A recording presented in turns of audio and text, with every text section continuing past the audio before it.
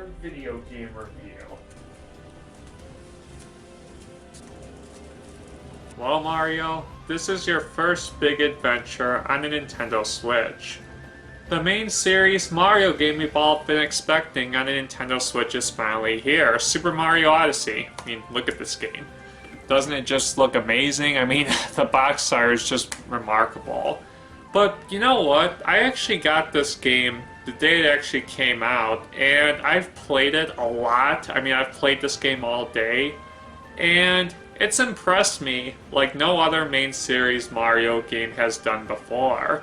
I mean, yes, this game is similar to Super Mario 64 and Sunshine, but in ways, it expands upon it, it improves upon those two games. But anyhow, I'll save that for a review. Let's get this review started, shall we? I'll be reviewing Super Mario Odyssey.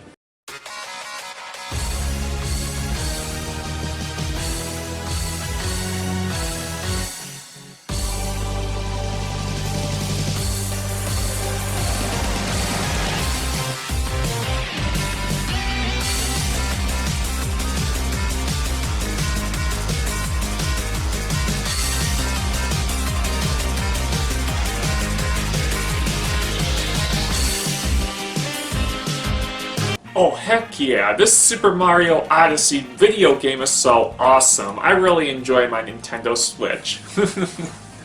Hey guys, welcome to the review. Super Mario Odyssey for the Nintendo Switch. What can I say about this game? This is truly one of the best Mario games, if not the best Mario video game I have ever played. This game just has so many creative levels. And not only that, it goes back to the sandbox style that made Super Mario Sunshine and Super Mario 64 so fantastic. Not only that, this game has a bunch of content and so many amazing levels in this game, so I can't wait to start this review. Anyhow, let's start this review of Super Mario Odyssey.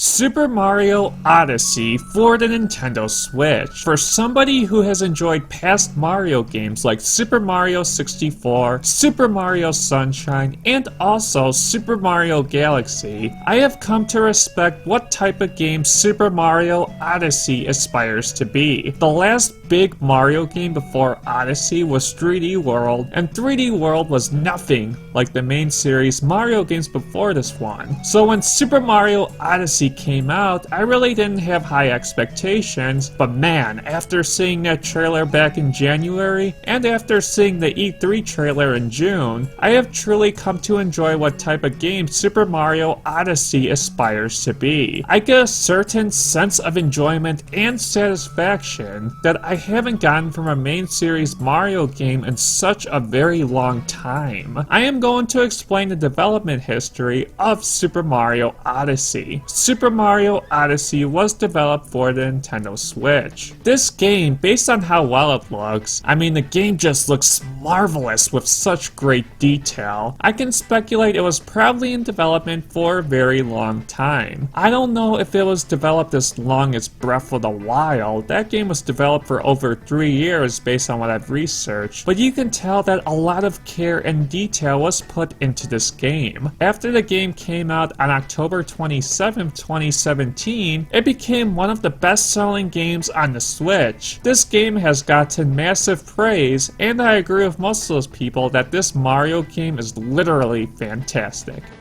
Oh man, this game is so friggin' fun! I need to take a break and get some Gatorade. Give me a sec. Okay, time to get some Gatorade. Man, playing some Mario Odyssey can really take a lot out of you. Wait, what's going on? Is it? Oh, that Bowser's laugh is in my mind. Ugh. Man, I really like this game so much. So yeah, let's continue the review.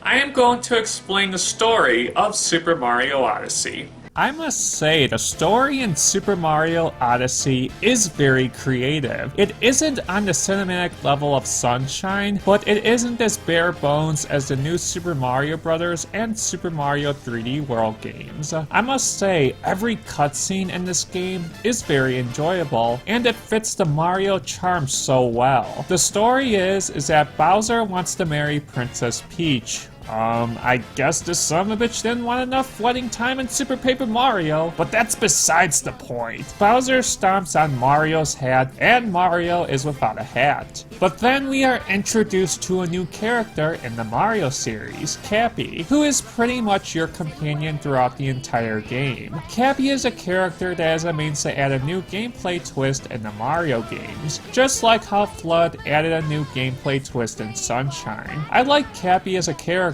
and he has a charm that fits him very well. Throughout the game, Mario visits so many freaking kingdoms and worlds, and we even get a return of Pauline. And I must say, she is so friggin' awesome in this game. She is the mayor of New Donk City. The story in this game is very good, and I think it's very entertaining. This game takes new approaches and new ideas with its stories that not many other Mario games has done, like Bowser marrying Peach, Pauline becoming the mayor of New Donk City, and introducing so many fresh and original kingdoms. That is what I like about Super Mario Odyssey as a game, is that it's a very ambitious game. It brings so many fresh and original ideas, not just with its story, but pretty much the whole game in general. Okay, time to take a break from playing Mario Odyssey. I gotta brush my teeth. When I return, I'm gonna talk about the gameplay. Okay, time to find my Whoa! Super Mario Galaxy? What are you doing in here? Look, I got this back in 2007 for my Wii when I was only 12 years old. You know, come to think about it, I've had some amazing memories with you, Super Mario Galaxy. You'll always have a special place in my heart. You're one of my favorite Mario games, and you're truly one of the best Mario games I've played. But Odyssey is my new favorite Mario game. Not you anymore, Galaxy. So yeah, I guess it's not you, it's me. We're gonna have to part ways now. I have a new love, and it's Mario Odyssey. Man, that was really tough. That was beautiful what I said. Very touching and beautiful. Things won't be the same ever again. Okay, let's talk about the gameplay now. The first thing that literally crosses my mind throughout my entire playthrough is holy shit. Nintendo has made a masterpiece of a video game. The gameplay of this game is very similar to Mario Sunshine and 64, but the enhanced Nintendo Switch graphics, which I will talk about later on, really enhances the amazing gameplay experience in this game. Each kingdom, and I mean every single kingdom from a visual perspective, looks amazing and breathtaking. Now the game is centered around finding power moons, and yeah, when you first start playing the game you collect a few, but then I started finding more and more, and I figured out that there are over 900 of these sons of bitches in this game. So yeah, one thing crosses my mind. Holy fucking shit! 900! That is literally more than double the stars in Mario 64, Mario Sunshine, and Mario Galaxy combined. While finding power moons can be easy to find, I mean some of these you literally walk towards them, and then there are some that are in unpredictable spots. From a completionist perspective, you are going to have a field day finding all of these power moons. Although to complete the game you only have to find the bare minimum, which I give kudos to Nintendo for. I like the power moon feature because it gives the player the incentive of finding as many as you wish, which can get you ahead in Mario Odyssey or behind. Mario has his traditional triple jump, ground pound, and you name it, but Cappy has a cool ability where Mario can jump on Cappy's hat. And don't even get me started on customizing Mario! Yee! Whee! Okay, I won't do that. I know that's creepy. You can make Mario look stylish in this game. The gameplay in this game is very fun. There are so many kingdoms in this game. My favorites being the Sand Kingdom, the Wooded Kingdom, the Metro Kingdom, and the Snow Kingdom. And the kingdoms are huge and have a ton of exploration, which is what this game achieves, what it's going for. Mario Odyssey is such a fun Mario game, and one of the best Mario games I've seen in a long time, having such diverse variety in its gameplay.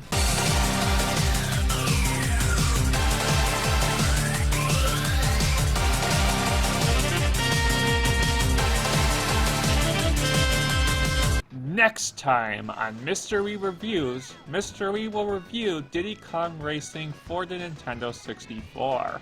That will be his second episode. Diddy Kong Racing came out back in 1997 for Nintendo 64 and was a very popular racing game. Remember to share this video and tell your friends about Mr. Wii's future reviews. Now let's go back to the Super Mario Odyssey review.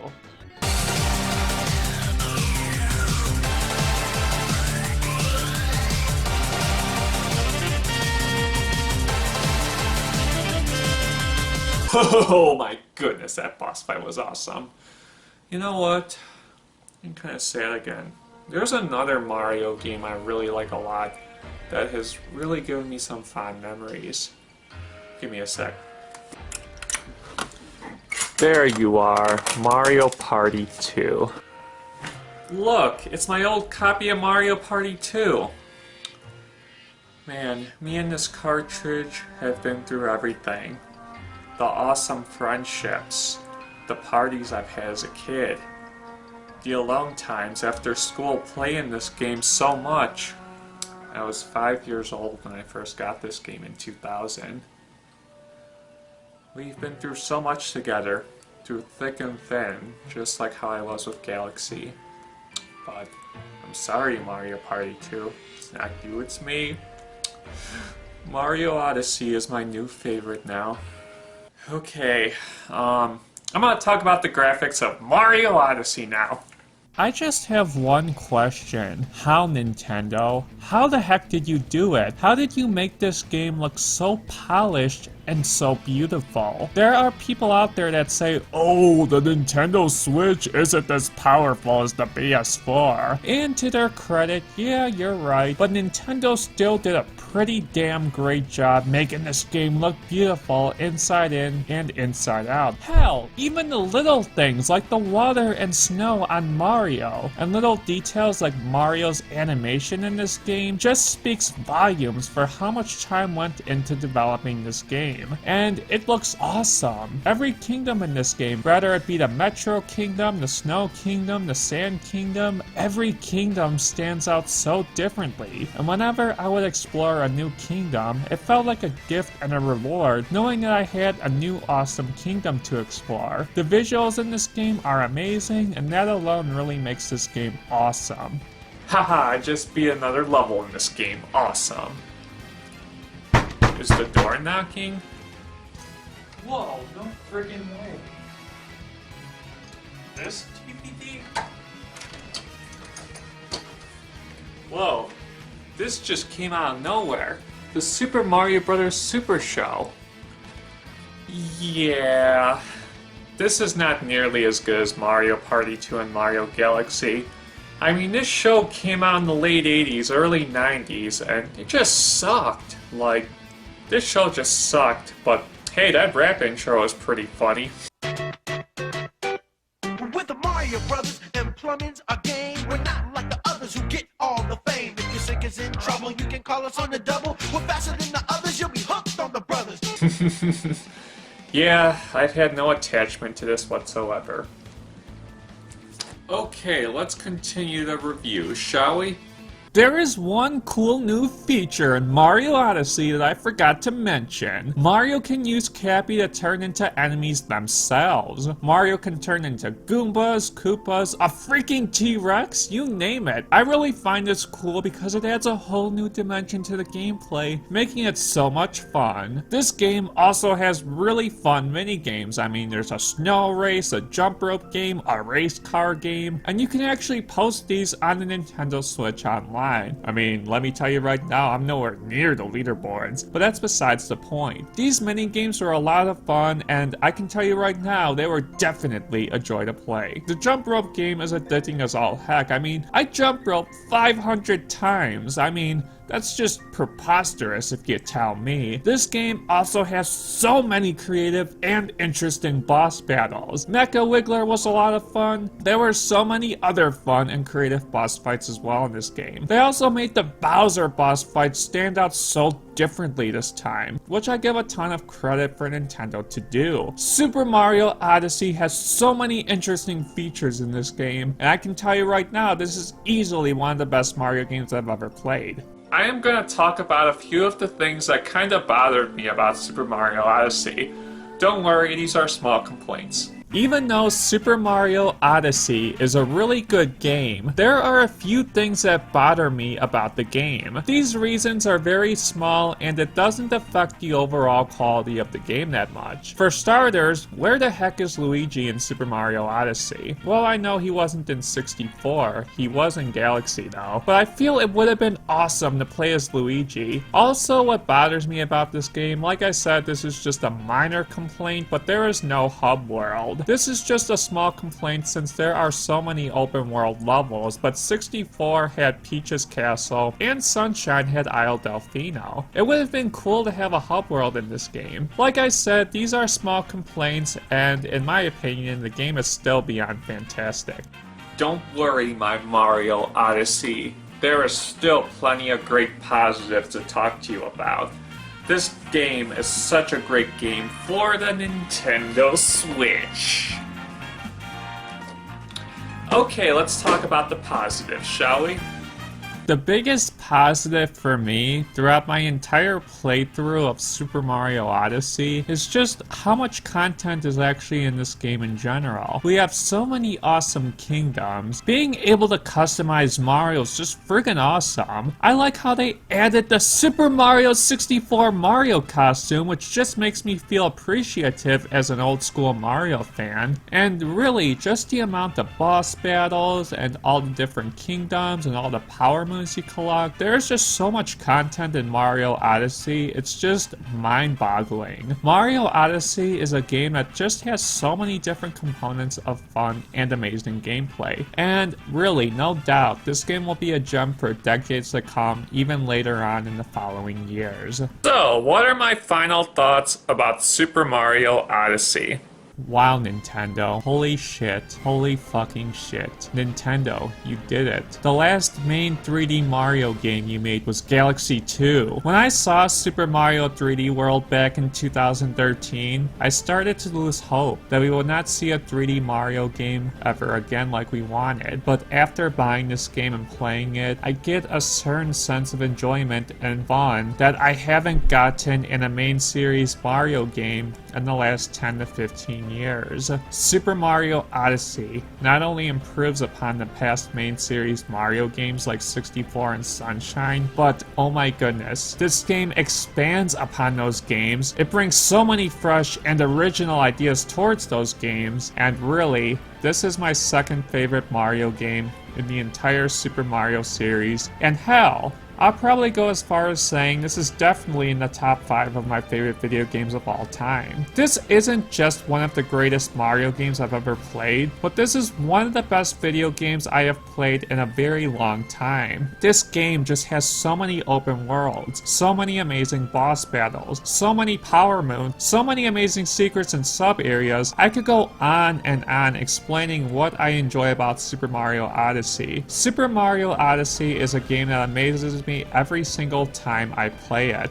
This is a masterpiece of a video game, and if Super Mario 64 is the game that amazes me as a kid, then honestly, Super Mario Odyssey is the game that amazes me as an adult. Mario Odyssey gets a 10 out of 10. This is truly one of the best Mario games I've ever played, and heck, I'll even go as far as saying it's an iconic game. Thanks for watching this review. I will see you guys next time.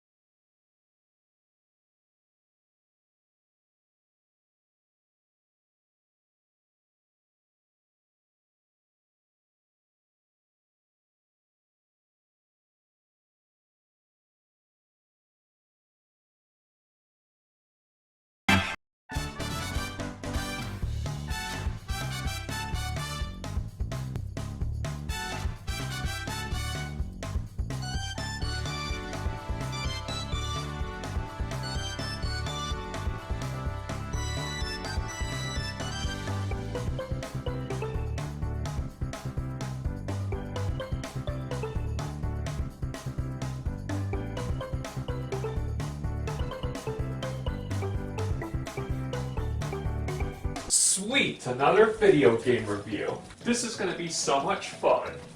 Hey guys, welcome to another video game review. For this edition, I am going to review Diddy Kong Racing for the Nintendo 64. I have so many fond memories with this game as a kid. Honestly, I really enjoyed this game quite a bit, and I had a lot of awesome memories with this game. So, without further ado, let's review Diddy Kong Racing for Nintendo 64, shall we? Let's start this review.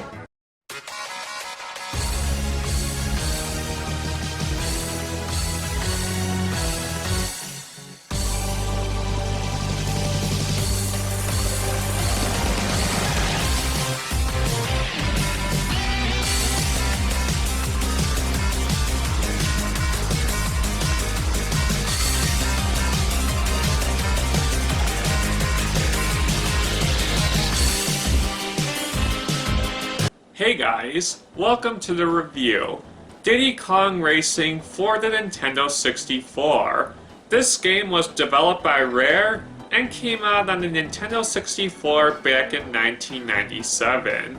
Diddy Kong Racing is a racing video game for the Nintendo 64, and it was received pretty well. People consider it one of the best games on Nintendo 64, and I've played this game and I agree it's a lot of fun. Anyhow, how does this game hold up today in 2017? And does it suck, or is it decent? Well, let's start this review, shall we?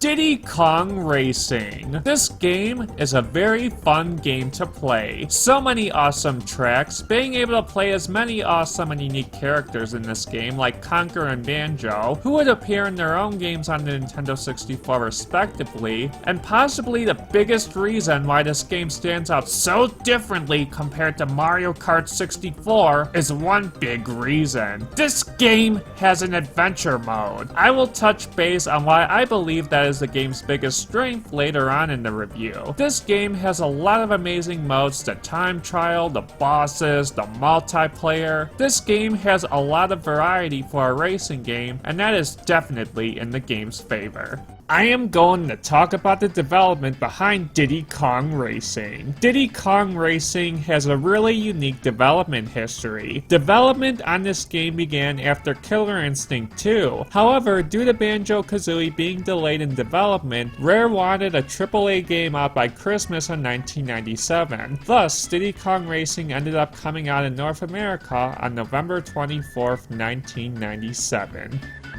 This game is so much fun. I completed a 2-hour playthrough. I'm gonna take a nap. I'm getting kind of tired. Oh, Diddy Kong Racing. Whoa, what? What? Diddy Kong? Oh, it's the creepy Diddy Kong from the Donkey Kong show. Oh, I'm awake now. I am going to talk about the gameplay of Diddy Kong Racing. Diddy Kong Racing is a racing game. The game has a time trial mode and an adventure mode. I am going to touch base on the adventure mode first. The adventure mode has a pretty good story. It involves this villain called Wizpig. The adventure mode is a lot of fun, and it also has a hub world, which was very unique for a racing game at that time. And the whole purpose of Diddy Kong Racing is collecting golden bananas. Just like how in Super Mario 64 you collect stars, and in Donkey Kong 64, well, you know, you collect golden bananas. The more golden balloons you collect, you have access to other racing tracks. That is another thing I am going to talk about, is how creative the racing tracks are. Some of the race tracks are based off dinosaur lands, another is based off snow lands, another one is based off the beach, and another one is based off Dragon Village and Space Worlds. There are a lot of fun tracks in this game, and they are well designed for the most part. Also in adventure mode, there are these annoying silver coin challenges. Oh boy. I will touch base on why I don't like them in the negative part of this review. This game also has some creative and unique bosses, and the game just has a lot of diversity in its gameplay, and just has a lot to offer as a racing game. I truly feel that this game gives you a lot to offer with its gameplay, and I feel the gameplay in Diddy Kong Racing is truly great for a racing game. Okay, I am going to talk about the boss battles in Diddy Kong Racing.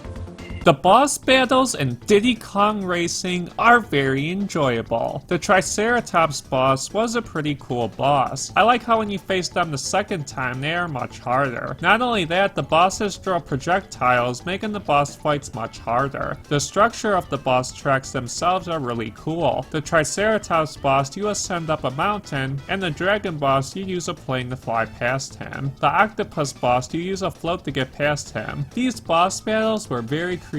I enjoyed all of them, but if I were to pick an absolute favorite, it would have to be the Dragon boss. The boss battles in Diddy Kong Racing are very enjoyable. Okay, it's time to talk about the graphics of Diddy Kong Racing. By the way, this is my Chihuahua Tiny. He's a really good dog, isn't he? Anyhow, are the graphics of Diddy Kong Racing as good looking as my dog Chihuahua Tiny? Well, let's find out. Good boy, you're a great dog. This may seem like a shocker, but Mario Kart 64's graphics I am more of a fan of than Diddy Kong Racing's graphics. Diddy Kong Racing's graphics are very similar when it comes to the tracks themselves. Yes, the beach and the snow levels look different, but the graphics in the space world are pretty good as well. Just when I play Mario Kart 64, the graphics are more colorful and vibrant and cool, and the graphics in Diddy Kong Racing aren't that bad. The snow levels look really nice, and the Dino Domain looks awesome as well. Diddy Kong Racing's graphics, in my opinion, are pretty decent.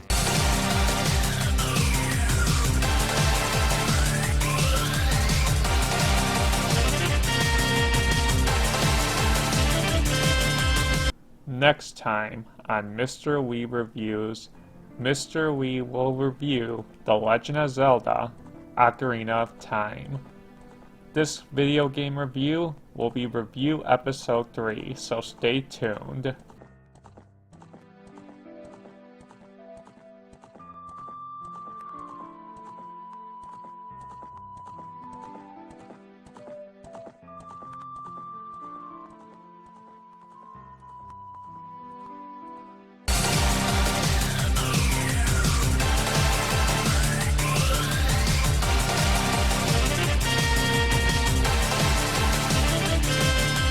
Okay, it's time to talk about the positives of Diddy Kong Racing. What really impresses me about Diddy Kong Racing is the sheer fact by how much this game has to offer. You have so many racing tracks in this game. You have an adventure mode that is at least 3 to 5 hours of gameplay. You have boss battles, you have multiplayer battle games. This game impresses me because it just has a lot of variety for a racing game, and in my opinion, for a racing game, that is very crucial, and Diddy Kong Racing proves to be that and more. Diddy Kong Racing is such a great racing game and truly one of the best on a Nintendo 64. Okay, since I talked about the positives of Diddy Kong Racing, I guess it's fair to talk about the negatives now. Now, I mentioned earlier on in this review that I do not like the silver coin challenges at all. How it works is that after you beat the boss the first time, you have to do that area again, but get all the silver coins. It makes racing not only hard, but next to impossible in some tracks because some silver coins are in really unpleasant spots. It made some races in this game flat out frustrating,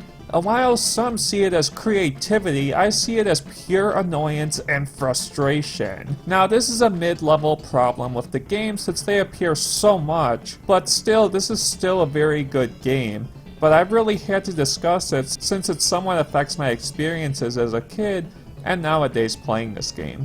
Okay, what are my final thoughts about Diddy Kong Racing? I am going to be completely honest, Diddy Kong Racing is one of the best racing games I have ever played. A lot of people pick Mario Kart 64 over this game, but honestly, if I were to compare both Mario Kart and Diddy Kong Racing, this is just my opinion, Diddy Kong Racing is a better racing game. And that's saying a lot since Mario Kart 64 is a superb racing game as well. The reason why I find Diddy Kong Racing more enjoyable than Mario Kart 64 is mainly the adventure mode. The adventure mode felt like a whole game in itself and was a lot of fun. Not to mention, like I've mentioned previously in this review, the boss battles, the amount of awesome tracks. Diddy Kong Racing, if you're a Nintendo 64 owner, I strongly recommend, and I give this game a 10 out of 10. This game came out exactly 20 years ago to this day of the review, and 20 years later it still proves to be such a wonderful racing game. And I still want to play this game years later. Thank you so much for watching this review. I will see you guys next time.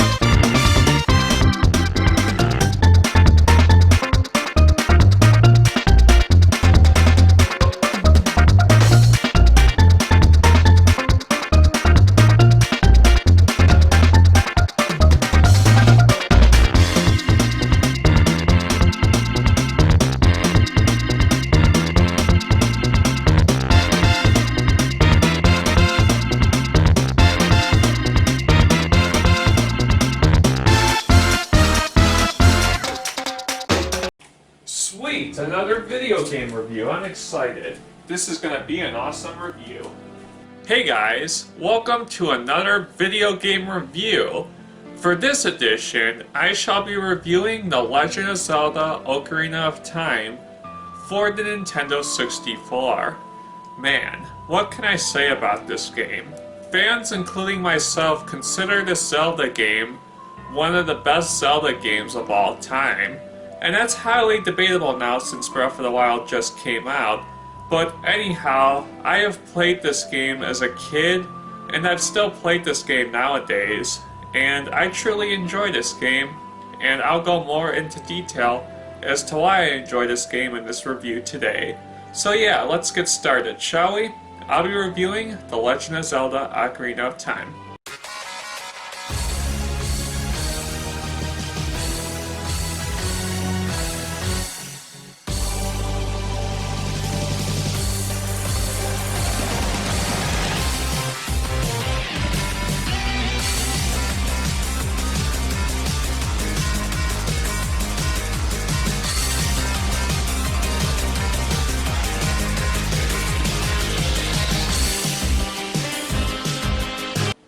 The Legend of Zelda Ocarina of Time for the Nintendo 64.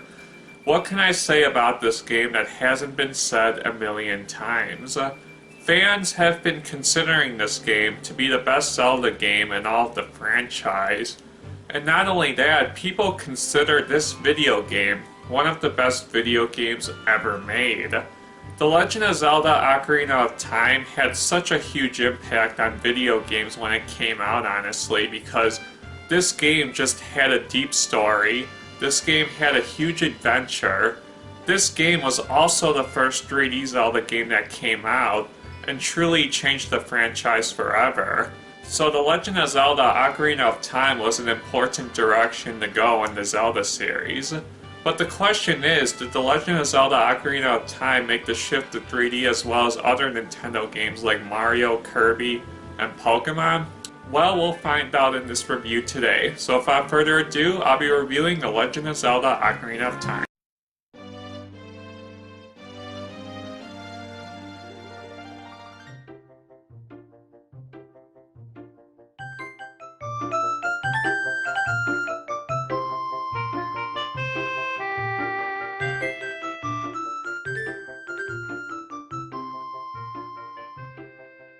The Legend of Zelda Ocarina of Time. The game is centered around a pretty deep story involving Ganondorf entering the Sacred Realm and taking the Triforce. I'll go more in depth on the story later. Not only that, this game has amazing gameplay, awesome dungeons, awesome bosses, a bunch of side quests. This game truly has so much for a Zelda game, and what possibly is the game's biggest strength in my opinion is just the sheer amount of fact of how many dungeons there are in this game. There are 9 main dungeons to my knowledge if you include Ganondorf's castle. This game is just a lot of fun and I enjoy this game quite a bit.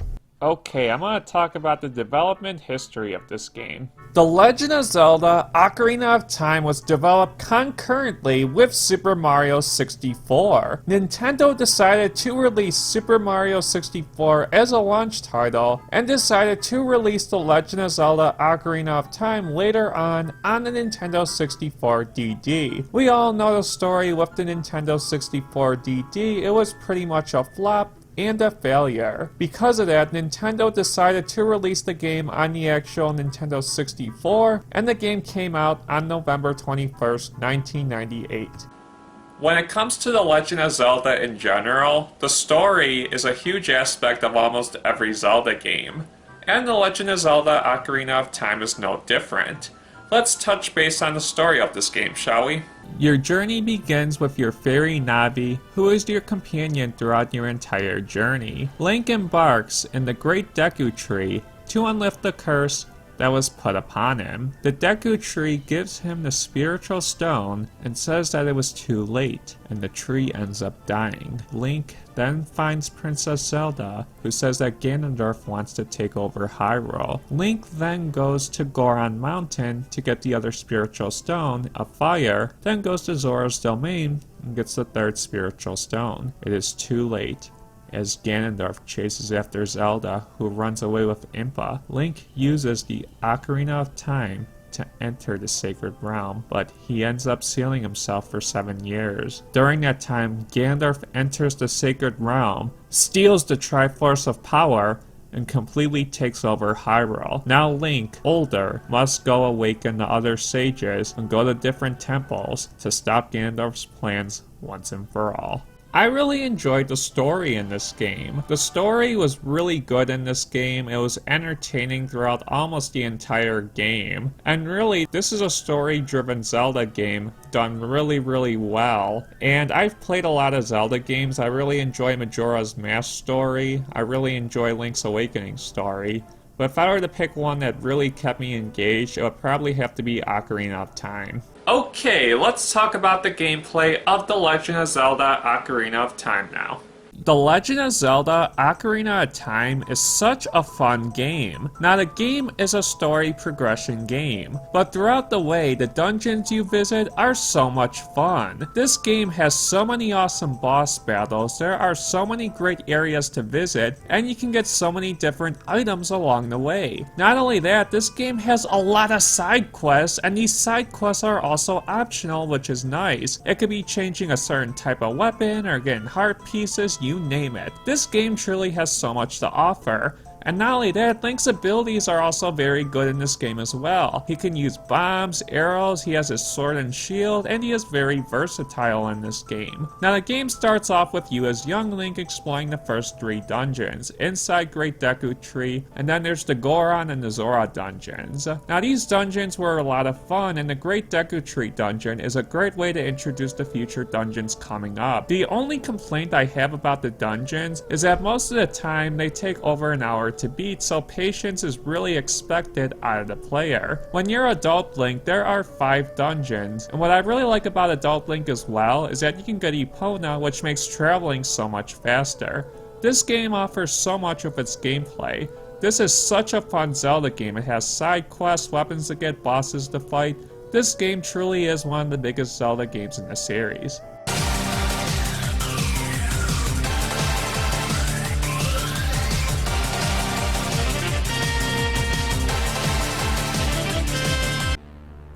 The next Mr. Wii review will be Paper Mario for the Nintendo 64. Paper Mario came out back in the year 2001 and was developed by Intelligent Systems and Nintendo.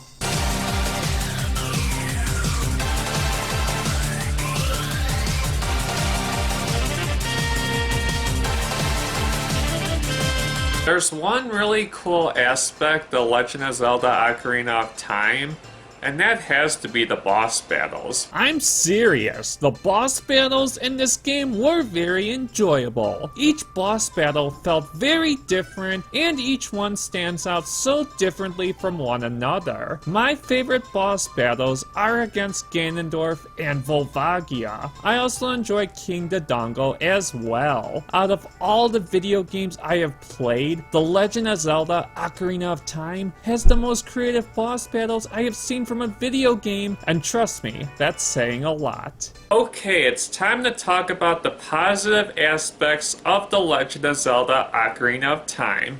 So, The Legend of Zelda Ocarina of Time. This is definitely a well-crafted video game. So, out of all the positive aspects I have previously mentioned in this review, which one comes to mind for me? Well, quite possibly the biggest positive to me is the side quests. It is very awesome. It's motivating as a player knowing that I can collect many of the heart pieces out there, and knowing that it improves Link is awesome. I like how when you visit the Great Fairy, they can give you power-ups as well. Not only that, the Big Goron side quest, that's an awesome side quest in this game. The Legend of Zelda Ocarina of Time, the biggest positive for me is the side quests. So, the negatives of this game. I really don't have to spend too much time on this one. I have 3 words to say. The fucking water temple. Enough said. Okay, so what are my final thoughts about The Legend of Zelda Ocarina of Time? Wow. The Legend of Zelda: Ocarina of Time is truly a masterpiece of a video game. This game has such a great story, such a great amount of dungeons to explore, and this game is truly an adventure. This game also has some very good side quests as well. There is a reason why fans consider this game the best Zelda game in all of the series. It has all the amazing qualities of what every Zelda game aspires to be. This game is a story progression game. Games like Breath of the Wild is more of a game that puts its gameplay before its story. While it's not necessarily a bad game, it's more to what you prefer. But anyhow, this was my favorite.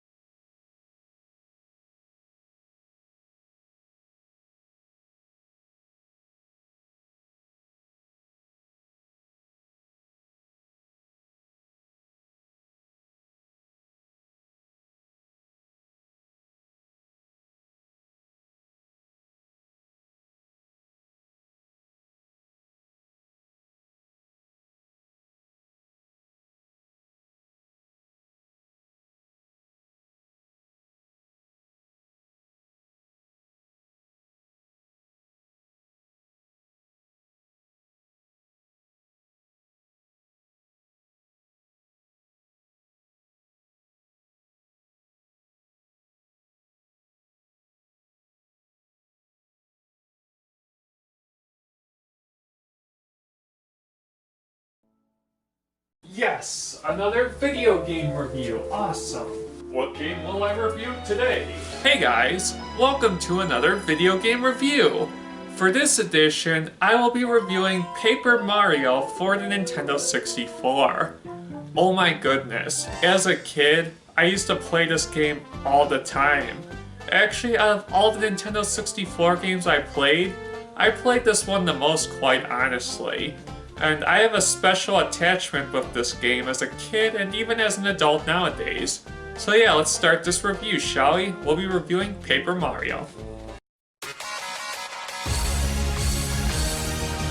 It's me, Mario!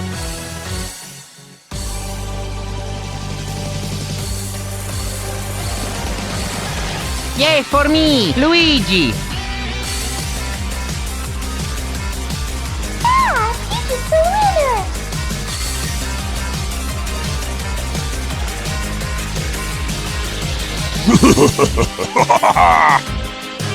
Paper Mario for the Nintendo 64. Quite possibly one of the best RPGs on the Nintendo 64. And come to think of it, the Nintendo 64 really didn't have that many RPGs compared to something like PlayStation, but Paper Mario ended up being one of the best RPGs on that system. Anyhow, Super Mario RPG was such a great game, and Paper Mario followed in the footsteps of that game, but in my opinion did even a better job than that game. Paper Mario is truly one of the best video games I've ever played, and this game is just so amazing. And it's a shame because games like Color Splash and Sticker Star really didn't live up to the reputation that really made Paper Mario and Paper Mario the Thousand Year Door so great. So yeah, let's start this review, shall we? We'll be reviewing Paper Mario.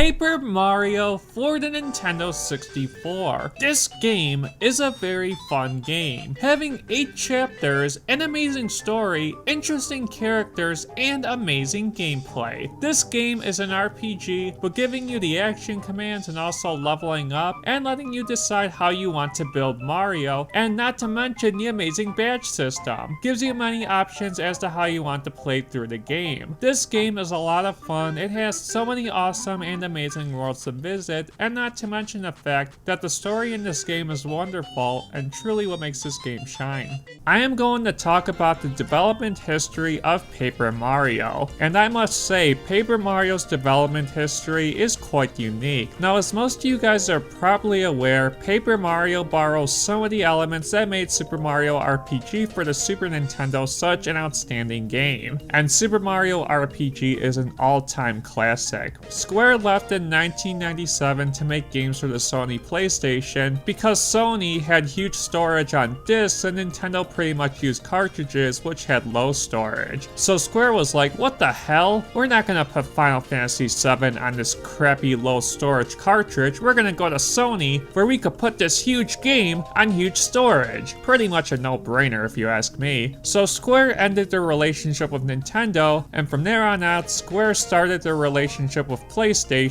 and to this day, Square and Sony have had a tight relationship. So Nintendo had interest in another Mario RPG. Originally, this game was supposed to be called Super Mario RPG 2, but later on in the development, Nintendo changed the name to Paper Mario. So, you're probably asking yourself, who did Nintendo get to help work on this game? There is a company called Intelligent Systems, who would later be responsible for most of the future Paper Mario games. Paper Mario came out super late in the Nintendo 64's lifespan, February of 2001, and considering the Nintendo 64's lifespan in general, that's actually pretty damn late. They stopped making Nintendo 64 games at around 2001, with the exception of Tony Hawk's Pro Skater 3, but we don't talk about that now, do we? Paper Mario ended up becoming a super successful series and Nintendo's official Mario RPG for a while, but we all know the story with that. Mario and Luigi came out, and now Nintendo uses that as their main Mario RPG, and well, Paper Mario.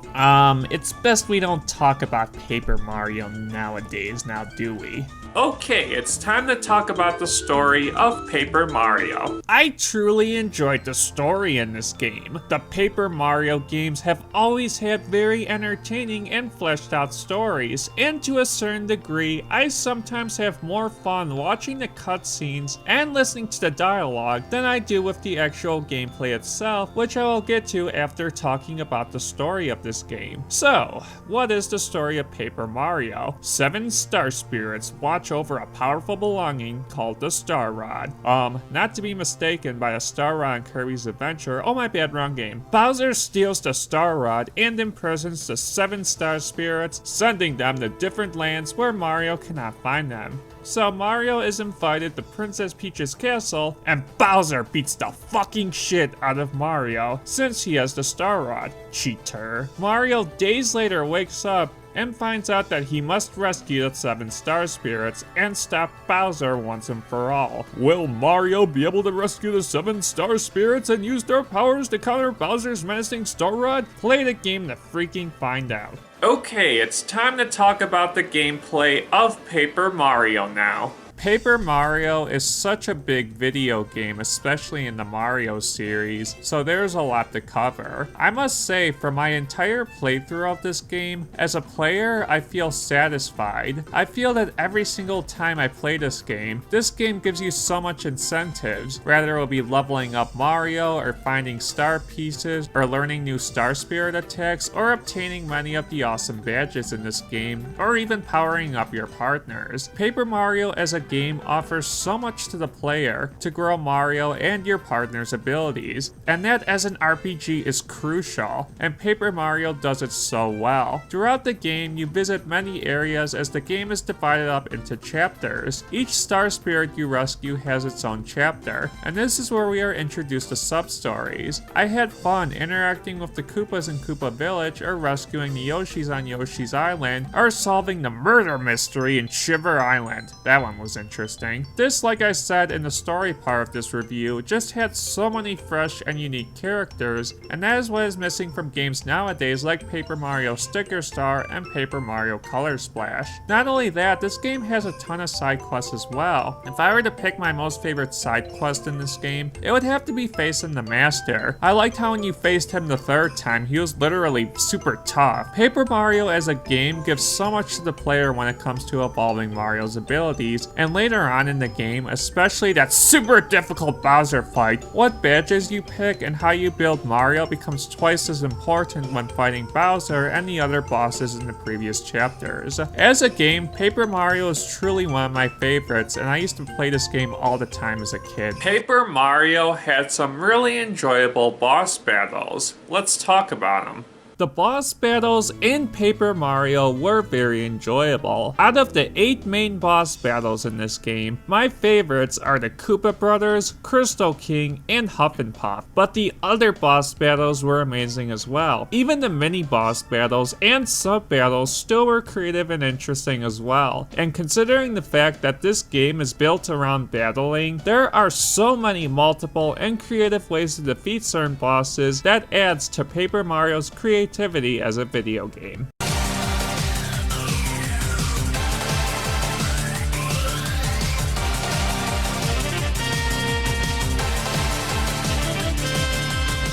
The next review, Mystery Reviews Episode 5, will be Donkey Kong 64.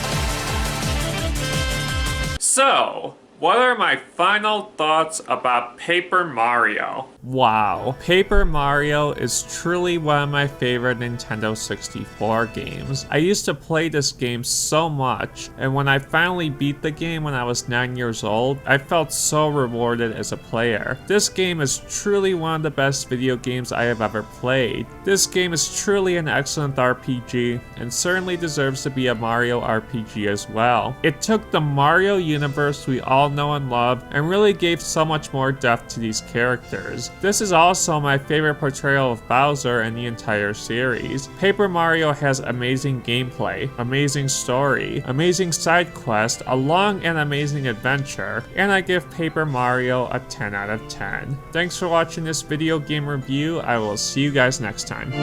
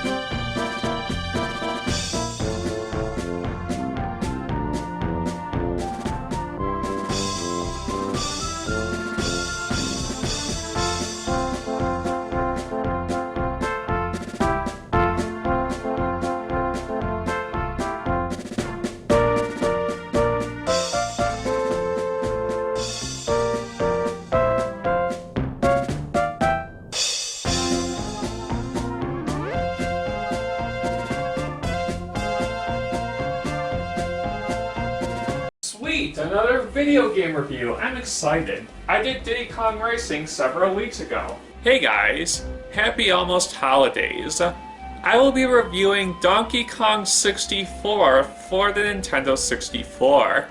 Man, I truly enjoyed the Donkey Kong Country games on the Super Nintendo, and Donkey Kong 64, just like the other Nintendo 64 games, made the shift into 3D.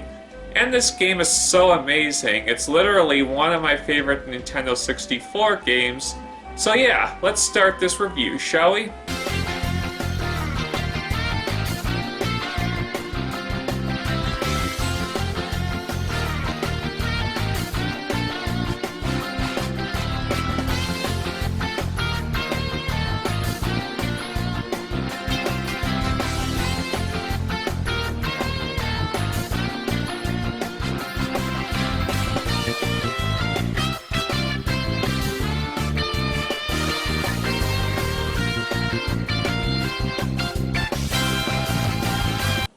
Hey guys! Welcome to another Mr. Wii Review.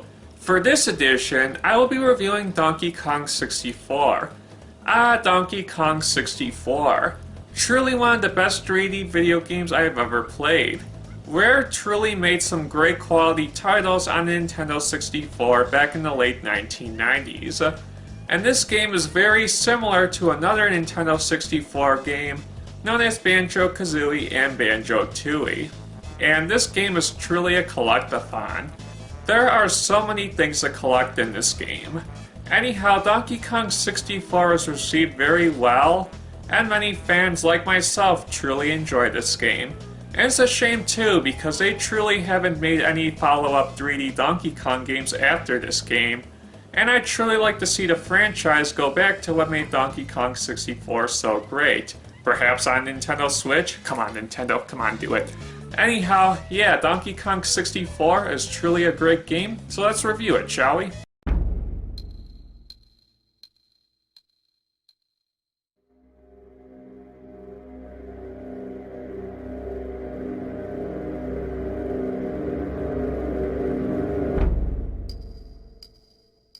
Donkey Kong 64 for the Nintendo 64. Man, I've been wanting to review this game for a while. This game had a great story that involves King K. Rool trying to get rid of Donkey Kong Island and impersonating the other Kongs. This game also introduces 3 new Kongs, Chunky Kong, Tiny Kong, and Lanky Kong, and each of them have charming personalities. This game had so many open and well-designed levels and worlds, and this game had amazing boss battles and so many golden bananas to collect, which is vital for progressing through the game. This game is a lot of fun and has so many different puzzles and solutions for collecting bananas, and there are so many other great things about Donkey Kong 64 as well, which makes this game very unique. Okay, it's that time again. It's time to talk about the development history of this game. After the success of the Donkey Kong Country games, Rare had an idea of a 3D Donkey Kong game since the Nintendo 64 was coming out. What's really interesting about Donkey Kong 64 is that this game uses a game engine that is similar to Banjo-Kazooie, since both games are compared quite a bit amongst fans. Because Donkey Kong 64 was just holy crap a huge video game, this game required the expansion pack, which was an add-on that Nintendo promoted. The marketing campaign for this game was huge. $22 million! Oh my goodness, that's a lot of money. The game was expecting to come out during the holiday season of 1999. The game was finally released in November of that year, and the game was the top-selling Nintendo 64 game that holiday season, and many fans praised this game for being such an amazing video game. Donkey Kong 64 is truly one of the best, if not the best, Donkey Kong game in the entire Donkey Kong series. And if you guys want to know my opinion, I consider this game my most favorite Donkey Kong game. I truly enjoyed this game quite a bit, and I used to play this game all the time as a kid, no joke. Okay, it's time to talk about the story of Donkey Kong 64 now.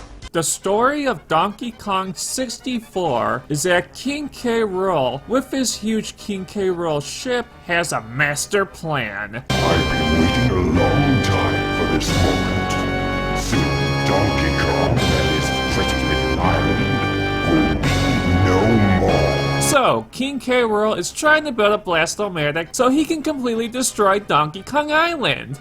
Okay, that's pretty dark and extreme right there, especially for a Donkey Kong game. Luckily, things aren't as bad as they seem, as the Blast-O-Matic glitches out, and the Kremlings have to try and fix it. Luckily, Squawk tells Donkey Kong, and Donkey Kong must rescue the other Kongs, get the golden bananas, and stop King K. Rool's plans once and for all. Can the Kongs defeat King K. Rool? Play the game to find out. Okay, it's time to talk about the gameplay of Donkey Kong 64 now. Donkey Kong 64 is such a huge video game. So many huge and open levels and so many things to collect in this game, it is insane. The game has 8 different huge levels, each having a total of 25 golden bananas to collect, and each Kong can collect 5 golden bananas. This is where Donkey Kong 64's creativity and diversity shows as a video game. But I do understand that the general criticism that this game gets. Each player, including myself, feels very differently about how this game is structured. And I do agree that this game is structured a certain way. You see, in Donkey Kong 64, each Kong has their own bananas, their own golden bananas, and their own blueprints and different instruments to get. They also have specific boss battles to fight. People are different about this structure of gameplay since each Kong feels isolated from one another. Me personally, this is just my opinion, I really like the structure. It keeps everything more organized for each Kong, and it encourages exploration in the levels with each Kong. Also, the game has so many golden bananas to collect, and some of the golden bananas require puzzles or solutions to get them. One thing I really don't like about this game though, is the freaking minigames! I'm sorry, I hated these as a kid, and I still hate them to this day. The most annoying one being the slots minigame. Gosh darn it, this damn minigame gave me 30 fucking tries. What the hell, Rare? On a positive note, the game is huge, and the levels are huge in this game as well. Angry Aztec, Crystal Caves, Fungi Forest, and Creepy Castle are amongst my favorite levels in the entire Donkey Kong series. What are my final thoughts on the gameplay of Donkey Kong 64? Really, the gameplay is really good. I understand the general criticism that this game gets and why people disagree with how this game is structured and how they collect things with each specific Kong, but really I didn't mind it much. The minigames, I agree though, they are horrendous, but really the game has so many great things going for it, and that is why this game is truly above average as a video game in my opinion. Okay, it's time to talk about the boss battles of Donkey Kong 64. The boss battles in this game were very enjoyable. This game had so many different and unique bosses. Dogagon and Armadillo were fun bosses. I freaking hated the Jack in the Box boss. And surprisingly, my favorite boss out of every boss in this game is King K. Rool. It was very creative how each Kong fought him, which was very creative in this game. The boss battles, in my opinion, all of them were very enjoyable in this game. So, what are my final thoughts about Donkey Kong 64? Wow. Donkey Kong 64 is truly one of the best 3D Donkey Kong games I have ever played. No doubt, out of all the Donkey Kong games I have played, this game is my most favorite, and it is a shame because after this game, we never got a 3D Donkey Kong game on this level of quality again. If we ever got a 3D Donkey Kong 64 game on the Switch, that game would definitely be on the top of my list. Anyhow, Donkey Kong 64 I give a 9 out of 10. The game is great, don't get me wrong, but really what keeps this game from being a perfect score in my opinion is the minigames and how they were mandatory for some bananas. Anyhow, this is still a fantastic game and truly one of the best games on the Nintendo 64. Thanks for watching this review. I will see you guys next time.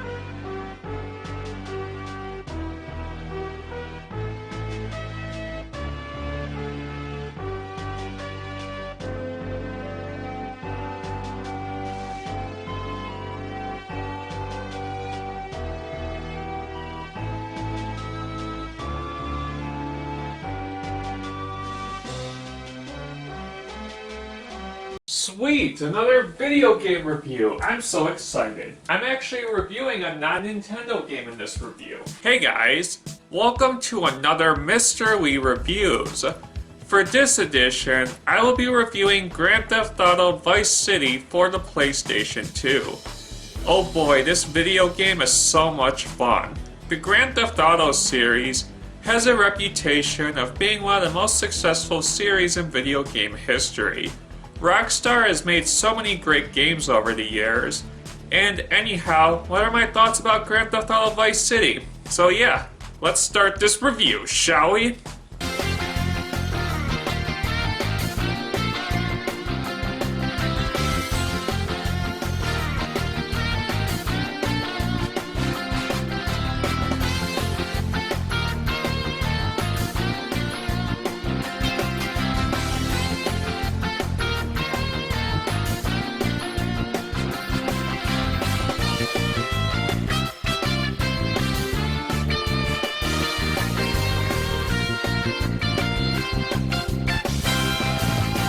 Grand Theft Auto Vice City for the PlayStation 2. I truly enjoyed this game. I used to play this game so much when I was younger, and this game just has so many well-designed worlds, and not only that, the open world in this game is truly one of the best things I have ever seen out of a video game.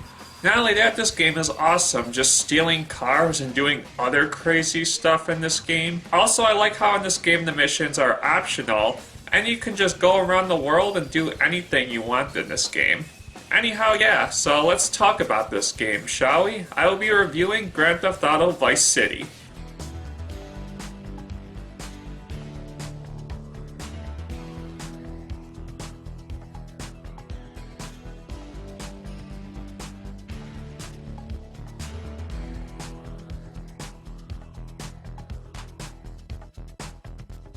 Grand Theft Auto Vice City for the PlayStation 2. This game is the successor to Grand Theft Auto 3 and the predecessor to Grand Theft Auto San Andreas. Out of the 3 Grand Theft Auto games on the PlayStation 2, this game is my most favorite. This game, out of the 3 Grand Theft Auto games, had the most enjoyable missions, and this game really improved the gameplay from Grand Theft Auto 3, such as introducing more weapons, and honestly, I found the world in Grand Theft Auto Vice City to be much more enjoyable than Grand Theft Auto 3. This game is truly one of the best Grand Theft Auto games by most fans, and honestly, I can't disagree. When I was younger, I truly enjoyed playing this game. This game gives you the option to complete all the missions or just cruise around the world or beat the fucking shit out of civilians. And that is what I have truly respected about the Grand Theft Auto games, is this game offers you so much freedom to how you want to play the game. Rather be beat up civilians, take cars, get weapons, do missions, fly helicopters. Truly one of the best games I have played. I am going to explain the development history of Grand Theft Auto Vice City. Rockstar North started development in this game in late 2001, around the time that Grand Theft Auto 3 came out. On May 22nd, 2002, the game was announced during the Electronic Entertainment Expo. It was also Rockstar's most expensive game, having a budget of $5 million.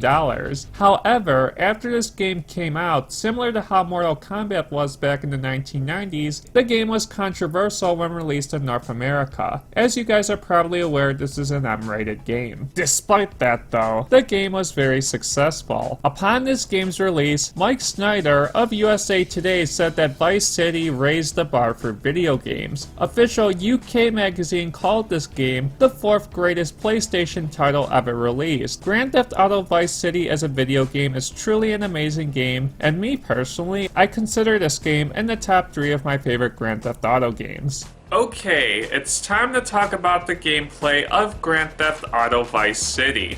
Grand Theft Auto Vice City actually has a unique story as well, and this game actually takes place in the 1980s. The best aspect of this game, in my opinion, is that this game has such a well-designed open world. The missions are what make you progress through the game, but doing side quests as well, stealing cars, and doing other amazing things is truly awesome. The missions are pretty difficult though, especially through the end of the game, and some of the them are really difficult. In this game you earn money, and later on in the game you can buy property. Possibly what really enhances the gameplay of this game is the cheat system. You press certain buttons and you get certain weapons, cars, and you can restore your health. Really, Grand Theft Auto Vice City and also the other Grand Theft Auto games as a game series gives you so much to the player, and gives you the option as to how you want to play the game, and that as a video game is amazing. Also, later on in the game, you also have access to another part of the world, and I truly think that's even better as well, giving incentive to the player. Overall, Grand Theft Auto Vice City is an amazing game.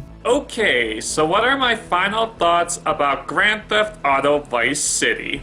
What are my final thoughts about Grand Theft Auto Vice City? I really enjoyed Grand Theft Auto Vice City quite a bit. As a kid, I was mostly a Nintendo fan, but this game was one of my favorite PlayStation 2 games. Just something about this game really stood out compared to other video games I have played. The biggest reason why I enjoy this game, and I can't stress this enough, is that this game gives you so much freedom and exploration to do what you want, and that is awesome. And that is possibly the greatest aspect of all the Grand Theft Auto games, is that this game leaves it up to the player as to how they want to do the missions, and that is just amazing. Not only that, the missions, the weapons, the car options, the money collecting really gives you so much incentive to the player as well. I give Grand Theft Auto Vice City a 10 out of 10. Thanks for watching this review. I will see you guys next time.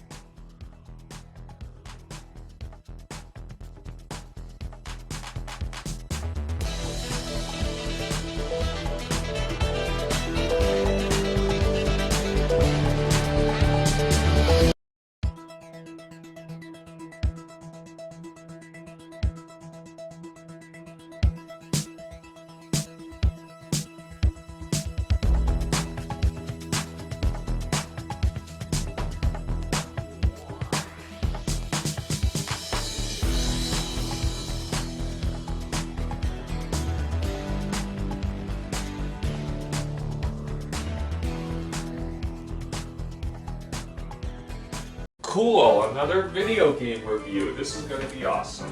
I got this game for my birthday, Kirby Star Allies. Hey guys, welcome to another video game review. For this edition, we'll be looking at Kirby Star Allies for the Nintendo Switch.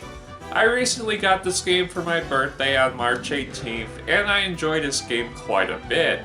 Now, this is not my favorite Kirby game in the whole series. As you guys know, Kirby 64 is my favorite. But honestly, this is either number 2 or number 3 for me. Right before or after Kirby's Air Ride. And I really enjoy Kirby Star Allies quite a bit. I really feel that the gameplay is great. But without further ado, let's get this video game review started, shall we? I will be reviewing Kirby Star Allies.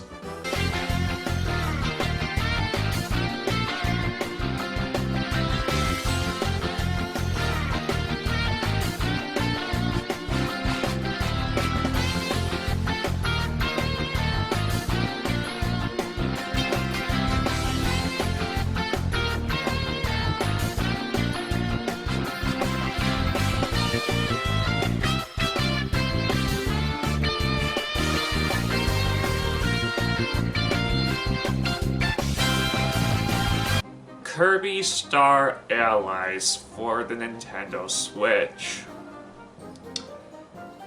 What can I say about this game? This game is a great Kirby game. It's really good. It's awesome. It's spectacular. But it's nothing sure of the best Kirby game I've ever played.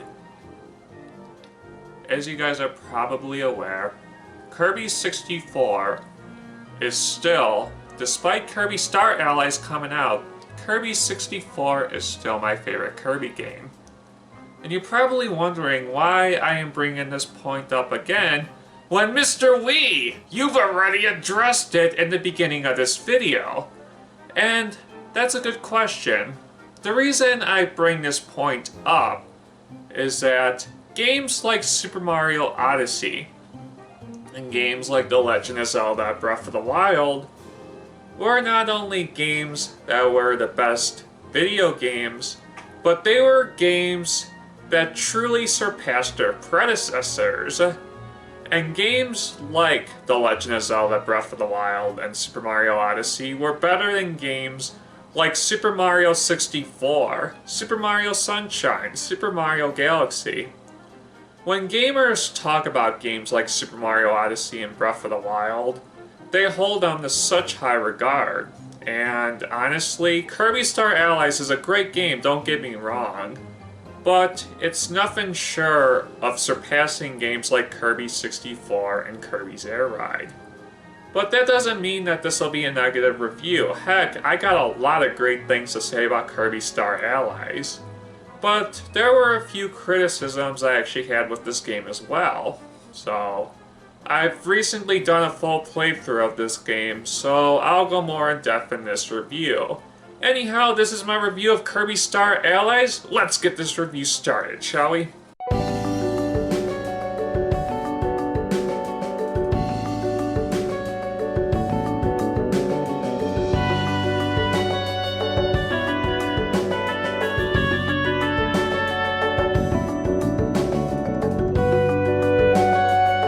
Star Allies. What is it about this game that makes it such a fresh game in the Kirby series? I could talk about how they brought back power-up combinations in such a creative way. I could also talk about the both interesting and somewhat annoying friendship team that you have in this game, or I could talk about how this game has loads of content when it comes to the many creative and charming levels that it has. No, I think that the best thing that Kirby Star Allies has going for it is what Kirby games are known for best, and that's delivering fun and creative gameplay while not being too difficult, but knowing at the exact times when to be difficult, which is something I have always enjoyed from the Kirby series as a whole.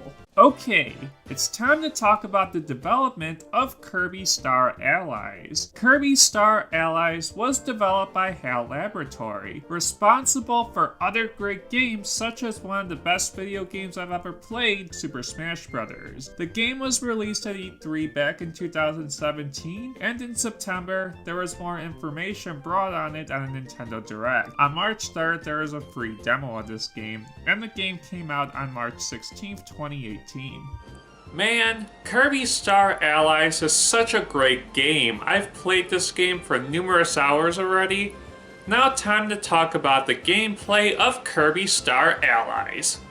As most of you guys probably know, Kirby has always been known for its simplistic and easy 2D platforming gameplay, and Kirby Star Allies is no different. This game looks gorgeous, and each level looks different than the last. Whether it will be a grassland level, or an ice level, or a water level, the amount of detail that is put in each of these levels is something that really gives the game such a great feel, and really makes the presentation for this game much better. Now, I really like the levels in this game. They are a ton of fun, but my only criticism is that they are way too easy. And man, I have a lot to say in the negatives part of this review, but there are loads of levels in this game. This game has 4 worlds, and this game also has boss battles as well, and I'm going to be honest, I really don't like the boss battles in this game. Yeah, the later boss battles were fun, and they do offer a great challenge, but the boss battles really don't have much strategy put into them. Most of the time your partners just beat the other living shit out of them. Look, in games like Kirby 64, the boss battles offered a simplistic way in beating them, also gave you hints in their attack patterns.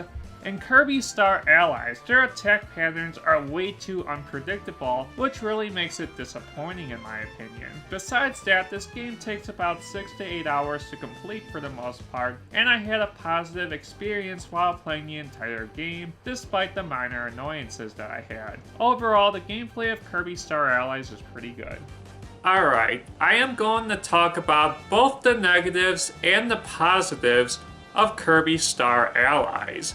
And I got quite a bit of things to say for both negatives and positives. Let's talk about the negatives first. When playing Kirby Star Allies, I have right away noticed some problems that I have with the game. First off, the allies that you have are pretty useful. I will give credit where credit is due. Nintendo did a great job making sure that the computer AI is really good. But let me tell you a problem I had though. I was on the last level before the final boss. I wanted to use King Dedede, Meta Knight, and Waddle Dee to beat the final boss. Every single time the blocks in the last level would squash all three of them, and it became very frustrating to go back to the first level and hope they were not squashed before the final boss. In certain situations, the AI can unfairly or cheaply die, which is just so annoying. I already talked about the bosses being annoying, so I won't cover that again. Also, it's nice that you could use double power-ups with the aid of your partner,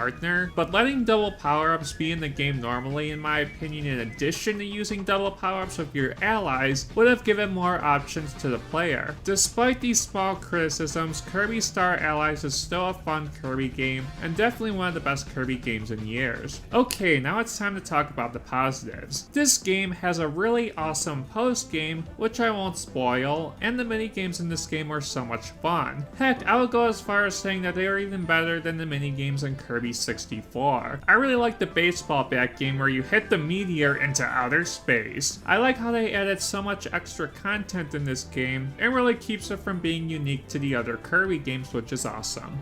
Okay, so what are my final thoughts about Kirby Star Allies? Kirby Star Allies gave me a positive experience throughout my entire playthrough, but this game is far from perfect. Your partners can unfairly die sometimes, which is very annoying. The boss battles weren't that good in this game, and why on earth can't they let you have double power-ups normally in this game? But besides those minor annoyances, this is one of the best Kirby games I have played in years since Return to Dreamland back on the Wii. I will go as far as saying that I consider Kirby Star Allies to be my third favorite Kirby game next to Kirby's Air Ride and Kirby 64. This game just has loads of content and the presentation for this game is amazing. And also the mini games in this game were so much fun as well. The good definitely outweighs the bad with Kirby Star Allies, but just know that this game does have its minor hiccups here and there. If you are a Kirby fan, then you are going to enjoy this game a lot. All in all, I give Kirby Star Allies an 8 out of 10.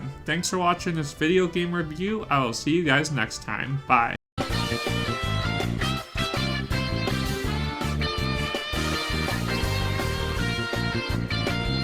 Let's go! Sweet, another video game review. Super Smash Bros. For the Nintendo 64. Man, as a kid, I used to play this game all the time. I had a Nintendo 64 as a kid, and just the amount of experience I had playing this game, and what's quite funny as well, is that Super Smash Bros. Ultimate was just announced like a week ago at E3, but I think it would be cool to revisit the first Super Smash Bros. Where it all began. This game first came out back in April of 1999, and it was the game that started the whole series of Super Smash Bros.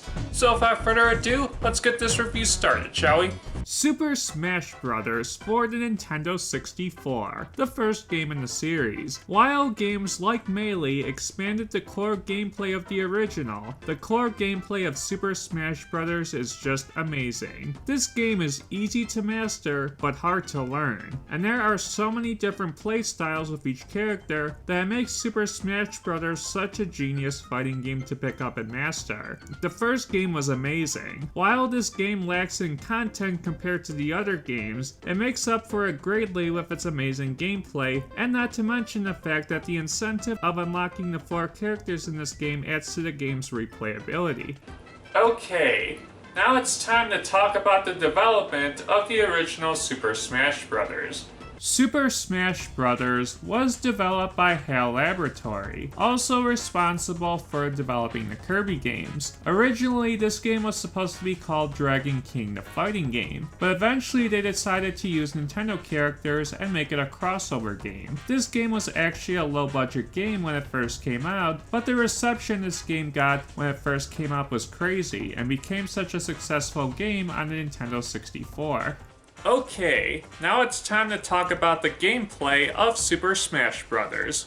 The gameplay of Super Smash Bros. Is very enjoyable. I touched base on the core gameplay earlier and how accessible and fun this game is, but now I am going to touch base on the modes. Like I said before, this game is light on content, but the main mode in this game is the one-player mode, and it's pretty fun. You can select your difficulty and the amount of stock you want to use, and the battles are in order in this game. You fight a giant Donkey Kong, Metal Mario, and even Master Hand. And what's cool about this mode is that this mode is the centerpiece for unlocking a few of the characters in this game. The Break the Targets mode is fun as well, and I am disappointed that Board the Platforms didn't make a return in Melee. As for the free-for-all mode, this mode is what truly made Smash Bros. Such a fun game. Friends and family across the world would spend hours and hours just battling and facing one another, and this is what made Super Smash Bros. The best multiplayer on the Nintendo 64 in my opinion. Overall, what truly defines Super Smash Bros. The original in my opinion is the versus mode and just how much fun it is to play with your friends and family, although the single player campaign is fun as well. So, what are my final thoughts about Super Smash Bros.? Wow. Super Smash Bros. For the Nintendo 64 is such an enjoyable Nintendo 64 game. The core gameplay in this game is excellent, and this was the game that started the whole series. While I do believe that this game is an excellent game, every game after this game I feel surpassed the first game, but that's not to say that this game is mediocre, because this game is truly one of the best games to own on the Nintendo 64. And it's funny how this game at first was not even originally supposed to be a Nintendo crossover game. This game, almost 20 years later, still holds up well, and I give this game a 9 out of 10. Thanks for watching this review. I will see you guys next time.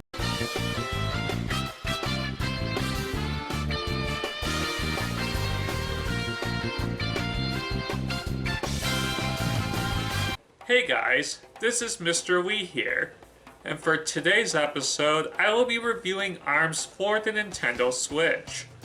Now, this game was first announced back in the January Nintendo showing of the Nintendo Switch back in 2017.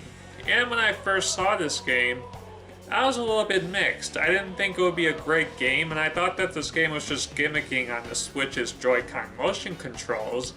But after finally picking up this game a few months ago, this game is actually a lot of fun, and it's definitely one of my favorite Nintendo Switch games. The gameplay in this game is truly amazing, and I'll even go as far as saying it's one of the best fighting games I've played in a long time. So, without further ado, let's review ARMS for Nintendo Switch, shall we? ARMS for the Nintendo Switch is such an ingenious fighting game. With a nice selection of characters and modes and unlockables to the awesome core gameplay, ARMS is a fun Switch game for sure. Now the core gameplay of ARMS is very easy to learn, and not only that, it's a lot of fun and it's easy to understand. You use your arms, see what I did there? To extend and attack opponents, and being able to dodge and counter punch is key to becoming a really good player in this game. What I am happy about as well is the Grand Prix mode. It lets you select any difficulty you want, so it helps you learn to become more skilled in this game, which I think is great for both casual and hardcore players to understand when playing this game. Don't mind me, you guys, I'm just making my arms bigger. This is awful. Okay, let's talk about the development, shall we? Nintendo was pitching ideas for a new IP, and then the idea of ARMS came to be. They even thought of adding Punch-Out characters, but that idea was scrapped originally. They were trying to think of some creative ideas for a fighting game, and after a few drawings, they decided to use the idea of ARMS as a fun concept for this game. Art director Masaki Ishikawa stated that this game was heavily influenced by Dragon Ball. ARMS was one of the first games released on a Nintendo Switch, and it became such a successful game on that system. Okay, now it's time to talk about the gameplay of ARMS now. ARMS. The gameplay of ARMS is very enjoyable. I touched base on the core gameplay earlier, but the actual game is a lot of fun. Each character has different abilities and whatnot that makes each fighter different. And what's cool as well is the different ARM weapons you can customize in the shop, and there are even some fun bonus games in Grand Prix mode as well. The core gameplay is amazing, and this game is so much fun to play competitively as well. That is how solid the core gameplay is. Overall, the gameplay of ARMS is great.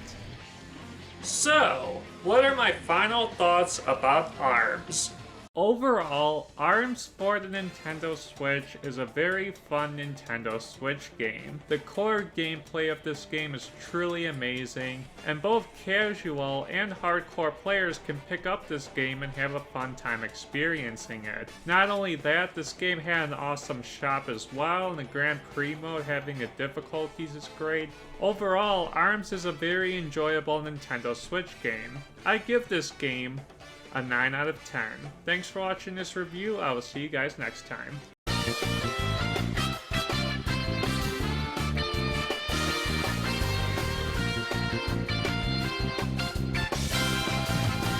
Man, Mario Kart 8 for the Nintendo Switch is so much fun. This is easily one of my favorite Mario Kart games.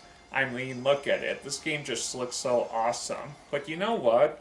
I actually feel like playing the first Mario Kart game I ever played from my early childhood. The Mario Kart game I had the most memories with, and that game is Mario Kart 64. Mario Kart 64 for the Nintendo 64. Man, out of all the video games that truly made my childhood so great, one of my favorite Nintendo 64 games I truly had the most experiences with a kid was Mario Kart 64. Man, I remember as a kid, me and my older brother Matt, we would just play this game all the time, you know, just beat each other in battle mode. He would always kick my butt all the time, but secretly, I would kick his butt all the time. Don't tell him that. Hopefully he's not watching. But the point I'm trying to make is that I truly had so many amazing experiences with Mario Kart 64, and this game just means so much to me, and I'll go as far as saying it's my most favorite game in the Mario Kart series. Just the modes in general and just the courses were so much fun, and there were so many amazing courses in this game. I'll touch base more on that in this review. But anyhow, I don't want to waste any more of you guys' time. I'll be reviewing Mario Kart 64. So, let's get this review started, shall we? Mario Kart 64. This game is the second game in the Mario Kart series and is the successor to Super Mario Kart on the Super Nintendo. This was also the first 3D Mario Kart game, and this game is truly a lot of fun. One of the greatest aspects of Mario Kart 64 to me, in my opinion, is the super simplistic gameplay and controls, and also the many different fun and amazing courses in this game, as well as also the multiplayer, which is great in this game, having different and unique battle modes.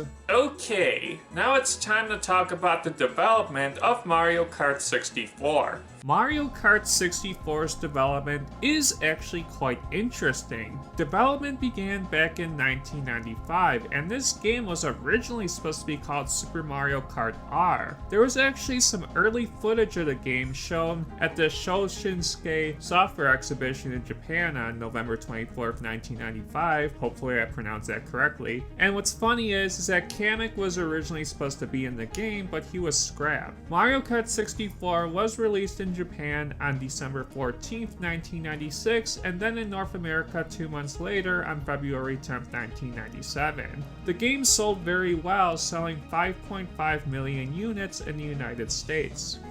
Okay, now it's time to talk about the gameplay of Mario Kart 64 now.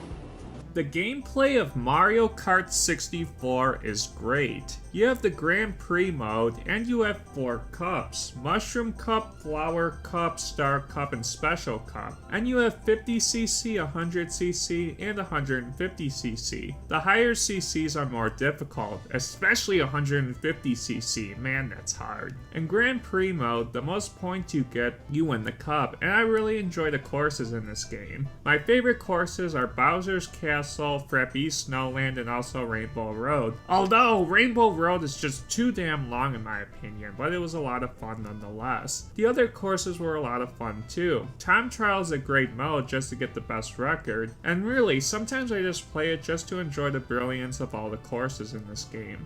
Overall, the gameplay of Mario Kart 64 is a lot of fun. So, what are my final thoughts about Mario Kart 64? Out of all the Mario Kart games I've played, Mario Kart 64 just sticks to me for some reason. Just the music, the gameplay, and just how fun the game is. Mario Kart 64 I have a unique experience with that I just don't get from all the other Mario Kart games. And that's what truly makes Mario Kart 64 such a legendary game on the Nintendo 64, and one of my favorite video games in general. You guys have no idea how much I played this game when I was a kid and how much this game means to me to my childhood. And this really was one of the best Nintendo 64 games in my opinion. Just the amount of amazing courses in this game, the fun Grand Prix mode, and you know, one criticism I have with this game is yes, the rubber band AI can get annoying, but it didn't completely hinder my experience playing this game all too much. All in all, Mario Kart 64 is just a really fun Nintendo 64 game. And if you guys haven't played Mario Kart 64, or just a few people out there who haven't experienced Mario Kart games like this, go play Mario Kart 64, because I truly feel it's one of the best Mario Kart games in the series. Anyhow, thank you for watching this video game review, and I give Mario Kart 64 a 9 out of 10. So, thanks for watching this video, and I'll try to have a new review up soon. See you guys later, bye.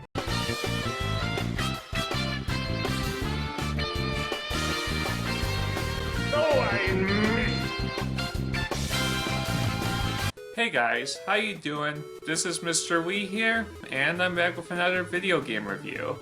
For this edition, we will be taking a look at Balloon Fight for the original Nintendo Entertainment System.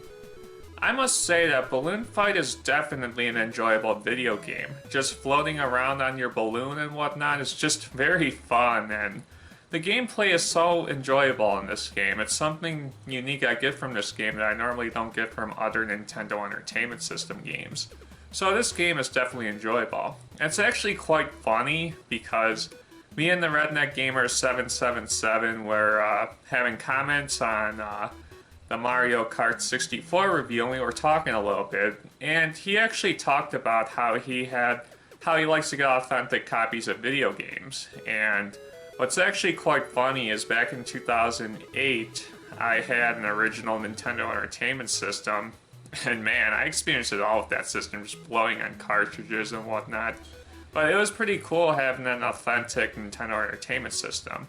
So I guess the point I was trying to make is that I know what it's like experiencing old Nintendo Entertainment System games because the games were just truly magical.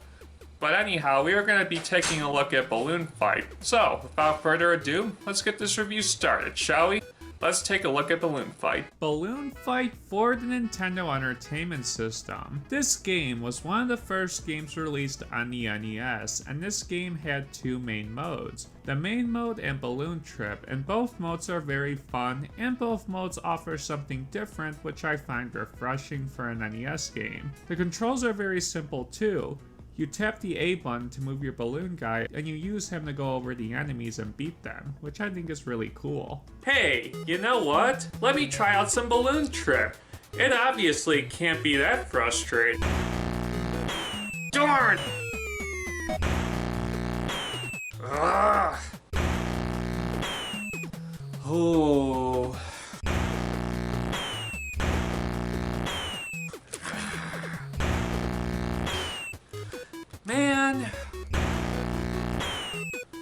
Really? Darn it. Come on. You suck, you jackass. It's like the 10th time already, dang. 20th time now I died. Man, Balloon Trip is just so difficult. Why is this mode so difficult? But nonetheless, it's so fun and addicting. Grrr. Anyhow, let's talk about the development of Balloon Fight, shall we? Balloon Fight actually came out in the arcades first. This game was actually developed by Nintendo themselves, and this game was a great game to play on the Nintendo Entertainment System. It came out back on the Famicom back in Japan on January 22nd, 1985, and then later in North America, a while actually, over a year later in June 1986. Okay, now it's time to talk about the gameplay of Balloon Fight now. The gameplay of Balloon Fight is very enjoyable. There are two main modes in this game, and I already touched base on them earlier in this review. The controls are very smooth in this game, and this game is easy to master and understand. There are even bonus games in Balloon mode, and you have to get all the balloons and not miss any, which I feel is great. This game does get progressively harder, and despite Balloon Trip being frustrating, it's frustrating in a fun and addictive way. So that's one good thing I can say about Balloon Trip, is that it was fun and not super frustrating, although it can be sometimes. Sorry about that, I'm kinda weird. Overall, the gameplay of Balloon Fight is great. So, what are my final thoughts about Balloon Fight? All in all, I really enjoyed Balloon Fight for the Nintendo Entertainment System. This was a really good game back in the day, and of course this game wasn't a system seller, but it was a nice supplemental game like other NES games just to pass the time. Like I stated in my review, the Balloon Trip mode, while frustrating, I can't stress that enough in this review, it definitely was addicting and fun to play. Not only that, the main mode was fun as well, and it was cool that it got progressively harder, and being able to pop the balloons in the bonus games was definitely really enjoyable as well. So all in all, and another thing too is that it had super simplistic controls, which I think is great. So all in all, Balloon Fight I definitely recommend for the Nintendo Entertainment System, and I give this game an 8 out of 10. Guys, thank you so much for viewing my videos. I appreciate the views I've gotten on my past 3 reviews. They've gotten 50 plus views. So just thanks for the support, and I'll try to have another review up soon. So see you guys later, bye.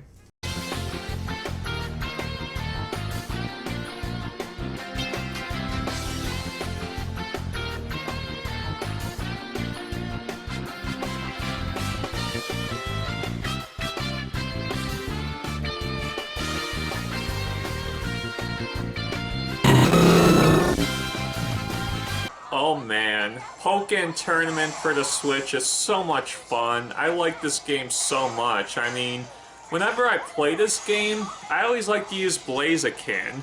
Blaziken is my absolute main in this game when it comes to playing this game. But anyhow, let's talk about Pokken Tournament, shall we? Pokken Tournament for the Nintendo Switch, originally released for the Wii U. This game is a port of Pokken Tournament, but the Switch version, or Pokken Tournament DX, adds a few new features like new characters and whatnot, and extra content. So, is Pokken Tournament DX for the Switch a great Nintendo Switch game? And does it do a good job of improving the aspects of the original Pokken Tournament? Well, let's find out in the next review of Mr. Wii. Let's get this review started, shall we?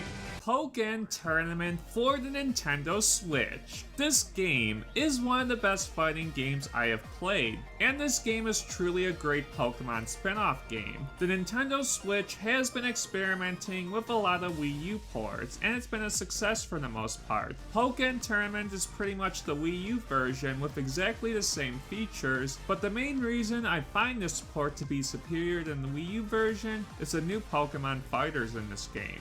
That truly adds to the game's content in my opinion. There are a few new characters, which I think is great. Okay, now it's time to talk about the development of Pokken Tournament now. Don't you give me that look, you friggin' head. Pokken Tournament, the original game, was teased at the Pokemon Game Show event held in Japan on August 2013. The game is influenced by the Tekken series. The game was first released on the Wii U on March 18, 2016, and was developed by Bandai Namco Studios. The game was received very well, and on September 22, 2017, the game was ported over to the Nintendo Switch. Okay, now it's time to talk about the gameplay of Pokken Tournament now.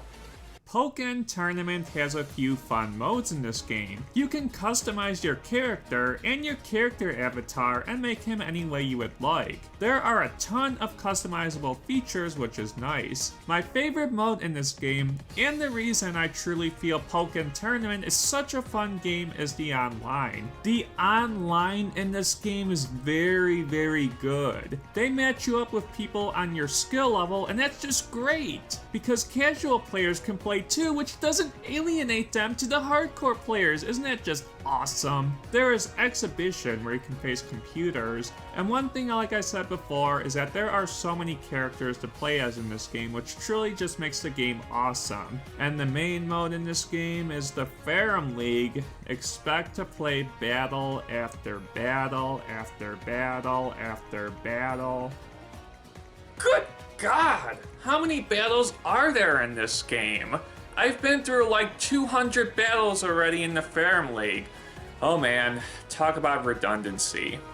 You know, just to be serious for a second, Bandai Namco Studios really did a good job of adding so many fun modes in this game. I really enjoy the Exhibition mode just to play for fun, just to fight computers and learn how to use each different character's moves and abilities. And not only that, the online is just so much fun in this game. So, despite the Ferrum League being repetitive in my opinion, Bandai Namco Studios really did a great job of adding so many fun modes in this game, and to that I give them a lot of credit because that's truly great. So, what are my final thoughts about Pokken Tournament? Overall, Pokken Tournament is a really fun Nintendo Switch game. They definitely added so many fun modes in this game, and if I were to pick my favorite mode, like I said before in this review, the online is my personal favorite, and my least favorite mode is the Ferrum League. So anyhow, Pokken Tournament I give a 9 out of 10. I really think that it's a fun Nintendo Switch game, and I recommend checking it out. And to be quite honest, it's actually one of my favorite Nintendo Switch games as well, just so you guys know, although I'm pretty sure that was obvious. Anyhow, see you guys later. Be sure to check out more of my videos. Adios, bye.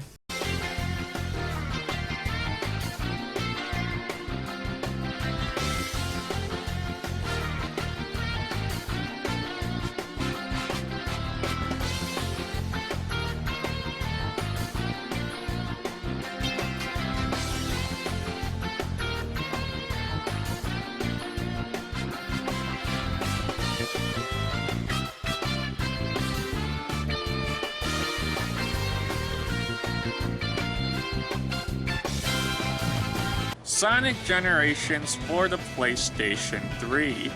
You know, when I was younger, I really didn't play this game, because it was only for PS3 and Xbox One, so surprisingly, I played this game a month ago, thanks to getting my PlayStation Now subscription. And honestly, Sonic Generations is literally one of the best Sonic games I've ever played. I definitely put it in my top 3. The gameplay in this game is beyond anything I've ever seen in a Sonic game, and also the mixture between both classic Sonic levels and actual Sonic levels really diversifies the gameplay. Not only that, they added so many stages from the old Sonic games, which even makes it more diverse in my opinion.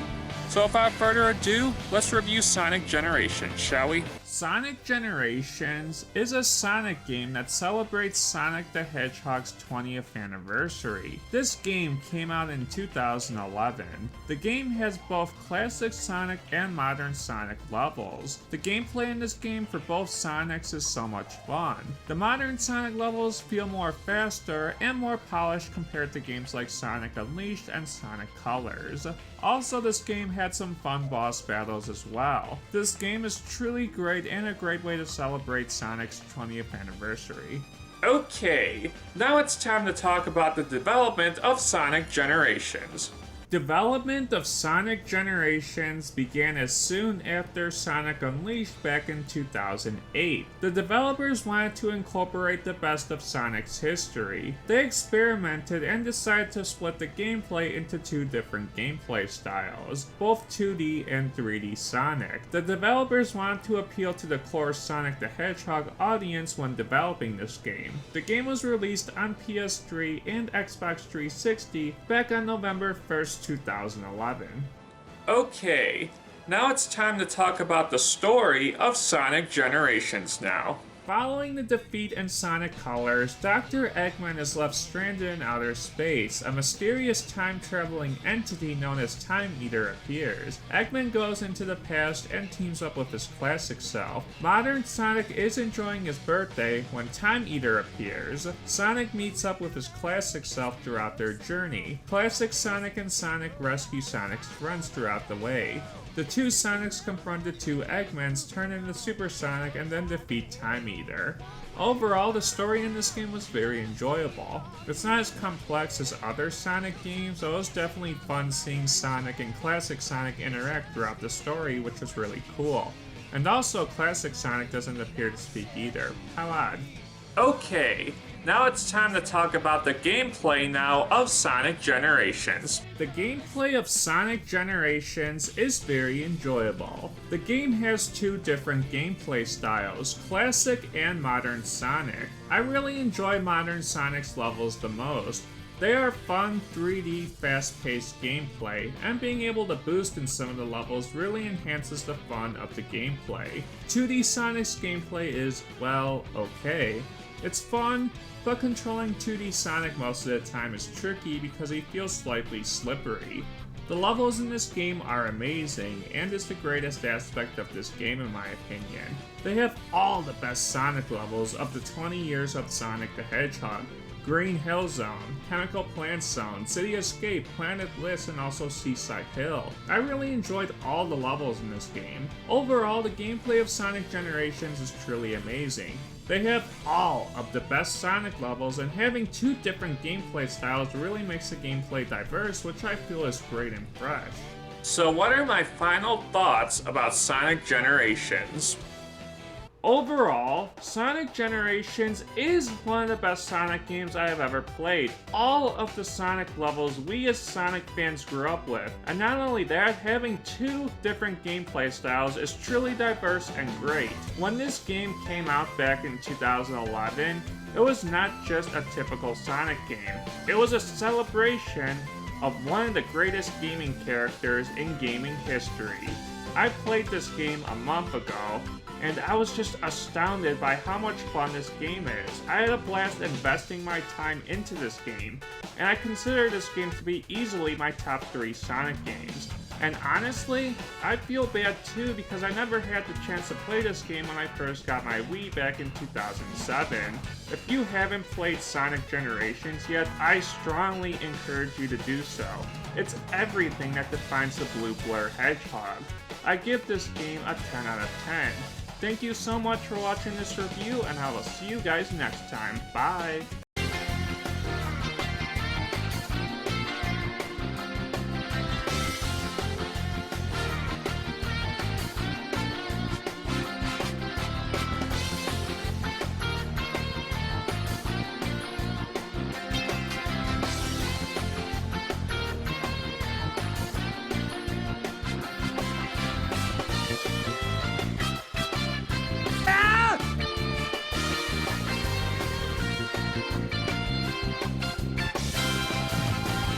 The Legend of Zelda: A Link to the Past on the Super Nintendo. This is one of the best Super Nintendo games and one of the best Legend of Zelda games. This game is just truly great in my opinion. It had an epic story, so many side quests, and not only that, there were loads of secrets in this game just like other Zeldas were. And this was the game that came after Zelda 2D Adventure: A Link. So this game had high expectations when it first came out, since Zelda 2D Adventure: A Link was very different compared to the first Legend of Zelda game. Anyhow, without further ado, let's review A Link to the Past, shall we? The Legend of Zelda: A Link to the Past.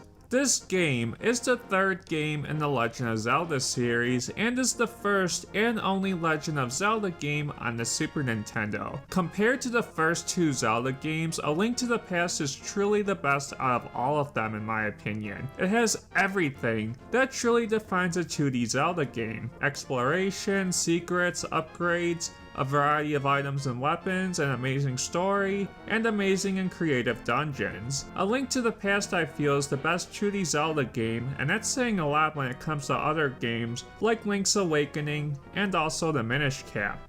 Okay, now it's time to talk about the development of A Link to the Past. In 1988, development of a new NES Zelda began, but 1 year later the project was brought to Nintendo's next console, the Super Nintendo. Nintendo actually invested a large amount of money and a lot of development time into the game's development. The script of the game was written by a new developer named Kensuke Tanabe.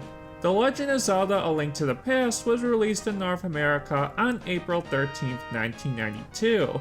When the game came out, it was received very well, and fans actually consider it one of the best Zelda games in the series, and I agree. Okay, now it's time to talk about the story of The Legend of Zelda: A Link to the Past. A Link to the Past is a prequel to Zelda 1 and Zelda 2. Link is awakened by Zelda. She is locked in Hyrule Castle's dungeon. Link's uncle gives Link the sword and says he's a new hope.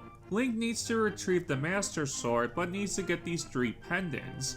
So in the beginning of the game, you go through the 3 dungeons, which is pretty cool. Link rescues Zelda, but it's too late. Aghanim sends Zelda to the Dark World. Link finally reaches the Dark World and must rescue the descendants of the 7 sages from dungeons scattered across the Dark World. Link finally defeats Aghanim and then faces Ganon. Overall, the story in this Zelda game is great, and I had fun experiencing it throughout my playthrough of this game. Okay, now it's time to talk about the gameplay of A Link to the Past. The Legend of Zelda: A Link to the Past gameplay is very good. This game focuses on story progression and exploration. Throughout your journey, there are some fun secrets like heart pieces and weapons and whatnot. The weapons you get in this game are great and help you out throughout your journey, like the boomerang and the bombs and the arrows. The first part of this game has 3 dungeons and they're a lot of fun to experience. Even the Dark World dungeons are fun as well. The boss battles in this game were fun as well. My favorite boss battles are the ones with Aghanim, and they truly enhance the fun of the game for me in my opinion. Also, visiting towns and finding secret areas I feel adds to the game's replay value, since each playthrough feels different when enhancing Link's abilities. Overall, the gameplay of A Link to the Past is great. So, what are my final thoughts about The Legend of Zelda: A Link to the Past? Overall, The Legend of Zelda: A Link to the Past is one of the best Zelda games I've ever played, and I consider this the #1 best game when it comes to 2D Zelda games. As for the best Zelda game in the whole franchise, that's a tough one because there are just so many great 3D Zelda games out there. But this is still a great game. This Zelda game has everything that you're looking for. Amazing secrets, amazing dungeons, an epic story. If you're looking for an amazing 2D Zelda experience, you can't go wrong with A Link to the Past. Anyhow, I give this game a 10 out of 10. Thank you for watching this review. I'll see you guys next time. Bye.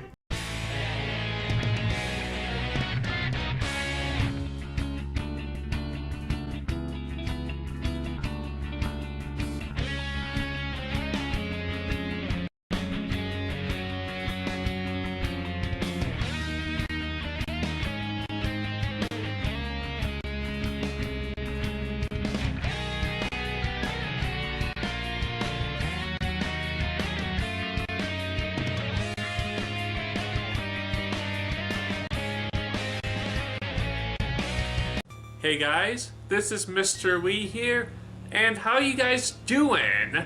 Yep, it's been a while since I have last done a main series review. And why not break up the monotony a little bit by reviewing an NES game? I'll be reviewing Metroid for the NES. Now, I didn't grow up when this game came out. My gosh, I wasn't even born when this game came out. So when I was first introduced to Metroid, I was introduced to it via the Wii's Virtual Console, and I remember playing it a lot when the game was first released on the Virtual Console. Metroid for NES is a very fun game. Even though I think that games like Super Metroid and Metroid Prime are better games, I strongly feel that Metroid was such an important part of the NES's library, and truly was a great game for the action shooter genre. Anyhow, I truly think that Metroid is an awesome game, so let's review it, shall we? We are going to be reviewing Metroid for the Nintendo Entertainment System. Metroid for the Nintendo Entertainment System, the first Metroid game in the series. The Nintendo Entertainment System was experimenting with so many different types of games, Super Mario Bros. Being the standard 2D side-scrolling platforming video game, The Legend of Zelda focusing heavily on adventure and exploration, and Metroid focusing on heavy exploration and side-scrolling shooting. The first Metroid game isn't perfect. As a matter of fact, similar to The Legend of Zelda in some aspects, you can get lost so easily in this game if you don't know what you're doing, so a guide is definitely useful. This game focuses heavily on exploration, and along the way, you find cool enemies, bosses, and you get power-ups as well, which definitely gives you more incentive when playing the game later on. Okay, now it's time to talk about the development of Metroid. Metroid was actually in development after Super Mario Bros. And after The Legend of Zelda. Nintendo were pitching ideas for a new IP, and then Metroid came into effect. When Metroid first came out, the game was received very well. Metroid is one of Nintendo's most successful franchises, and the series has a very diverse franchise even to this day. And to this day, Metroid is still going strong with Metroid Prime 4 coming out on the Switch in the near future. Okay, now I'm gonna talk about the gameplay of Metroid now. The gameplay of Metroid is very good. Now, like I previously stated earlier in this review, you get missiles and other power-ups, and you can get even more missiles and more power-ups along the way. But I really like what they included was a cheat system, and there's literally one cheat where you're just overpowered and you have everything, the freeze missiles, the other missiles, and everything. This game is just very hard though. The enemies are just unforgiving, and there are so many pitfalls that drain your energy. There were some cool boss battles as well, which I think is cool, and exploring in this game is challenging and annoying, but in a way it's truly the part of the game that makes it the most fun in my opinion, because it's always rewarding finding this item or encountering this enemy. It truly makes Metroid such a fun game to experience. Although I feel games like Super Metroid takes what made the original so great and truly expanded the gameplay, but Metroid being the first game in the series did a great job of making its world feel massive and unique. So, what are my final thoughts about Metroid? What can I say about Metroid? I didn't grow up with this game when it first came out, but I did play Metroid, and I enjoyed it quite a bit. Just like The Legend of Zelda, Metroid focuses heavily on exploration, and exploring in this game was one of the game's biggest strengths in my opinion. Just finding power-ups really incentivized the experience, and not only that, the final boss was cool as well, Mother Brain. Metroid is an important part of Nintendo's history, because Metroid definitely pushed sales of the Nintendo Entertainment System, and heck, I'll go as far as saying it's definitely in the top 3 to top 5 of Nintendo's most important IPs and franchises, even rivaling The Legend of Zelda and Super Mario. Heck, I would go as far as saying that Metroid caters to so many fans that Zelda and Mario don't.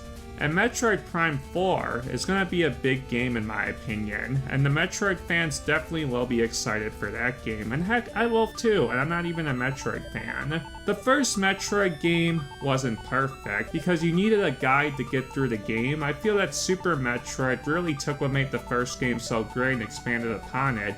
But for it being the first game in the series, and at the time it came out, that Metroid was such a great game. And you can't go wrong with the reveal of Samus being a girl. Okay, Metroid gets an 8 out of 10. Thanks for watching this review, I'll see you guys next time, bye.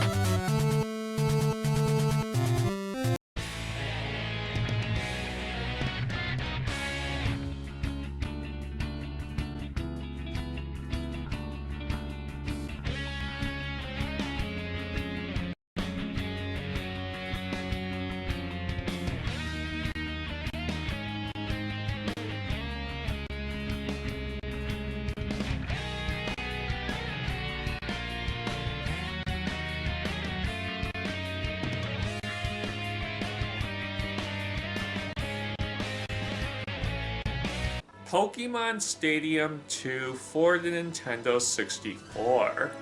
This game is a sequel to Pocket Monster Stadium in Japan and also Pokemon Stadium USA in North America. Pokemon Stadium 2 came out 1 year after Pokemon Stadium, and in my opinion, with the inclusion of the Generation 2 Pokemon, and also so many fun mini-games, and also Earl's Pokemon Academy, and also the best aspect of this game, which is trading your Game Boy Color Pokemon to the big screen, really makes Pokemon Stadium 2 such an accessible, enjoyable, and fun game for the Nintendo 64.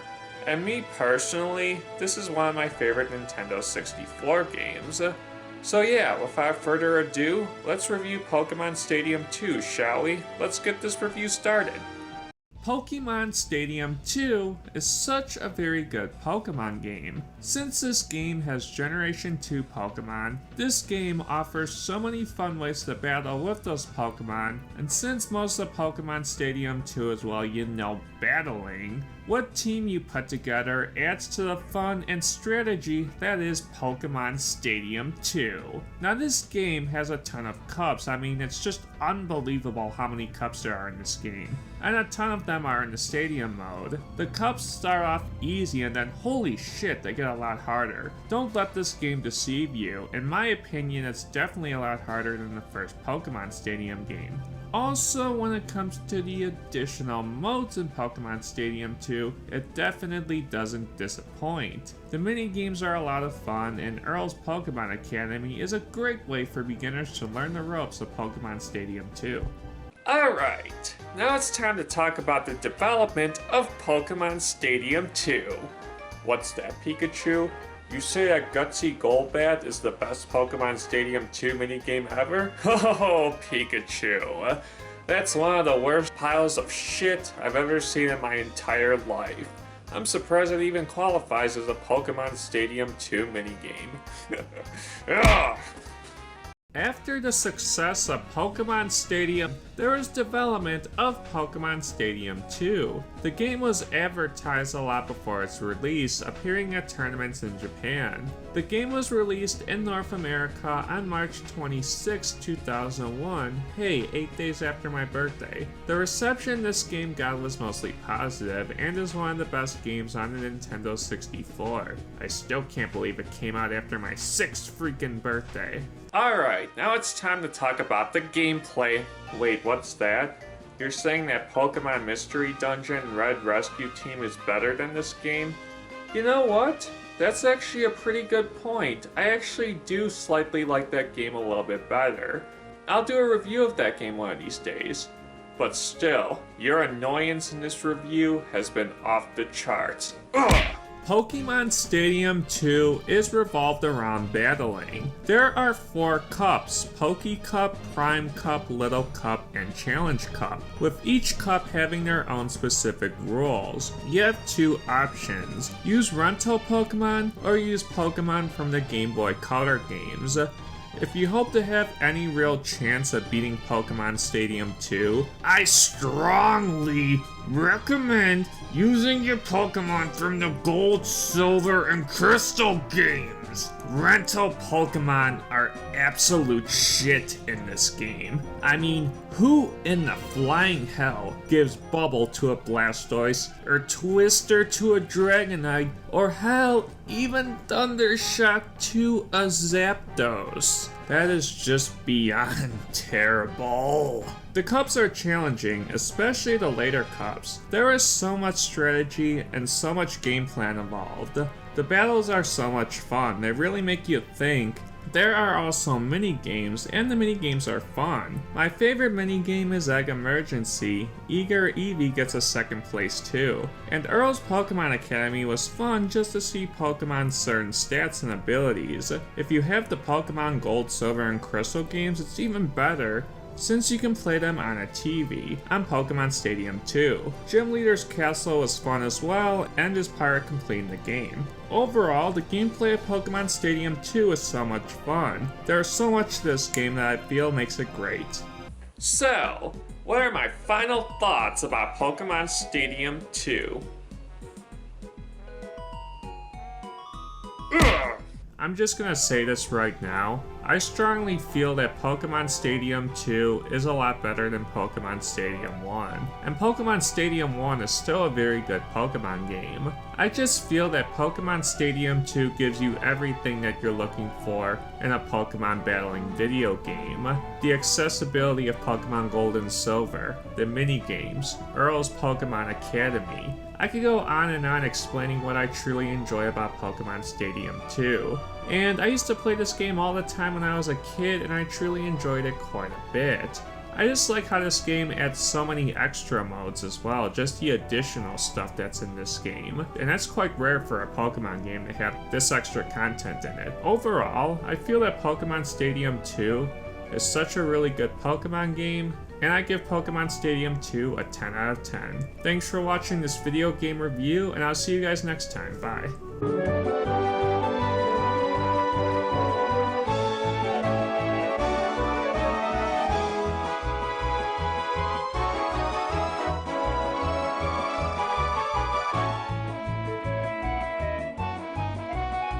So there you have it, Pokemon. Hey, where'd Pikachu go? Let me find him. Listen up, you no-good, lousy dick bastard. I've been tolerating your shit for far too long now. The next time you punch my fucking face in, I'm gonna hit you in the ball sack and take over your low-budget, shitty review show. Capiche, bitch face?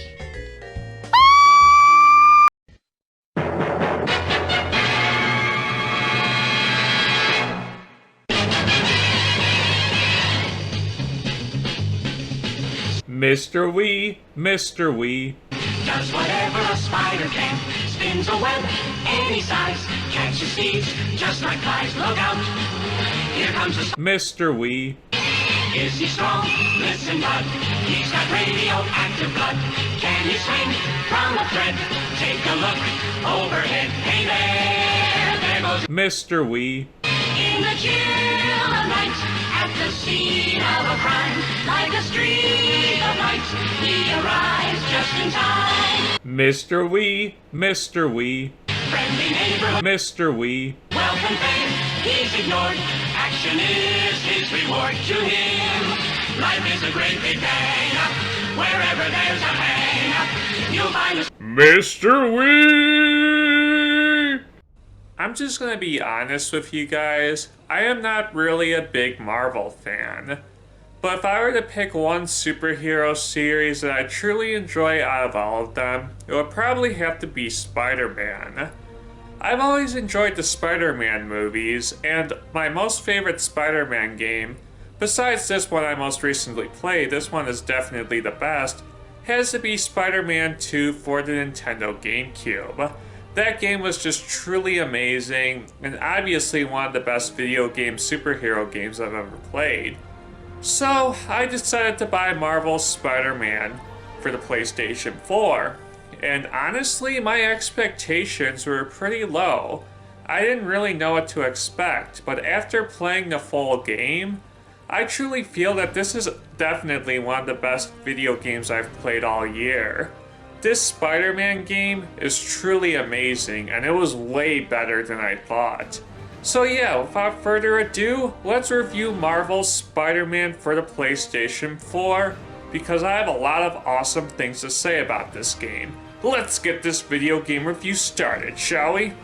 Marvel's Spider-Man for the PlayStation 4. This game offers a very versatile experience which I feel is great. Insomniac Games, the developers of this game, also responsible for other great games like Ratchet & Clank, I feel captured the feel and atmosphere of New York, and the sheer fact that swinging in this game literally feels like you are literally Spider-Man, and has such an exhilarating feeling to it that I just can't describe. I'm serious, when I first played Spider-Man for the PS4, I had just as much fun just swinging around the city for 15 to 20 minutes than I did playing the actual missions, and then the missions missions.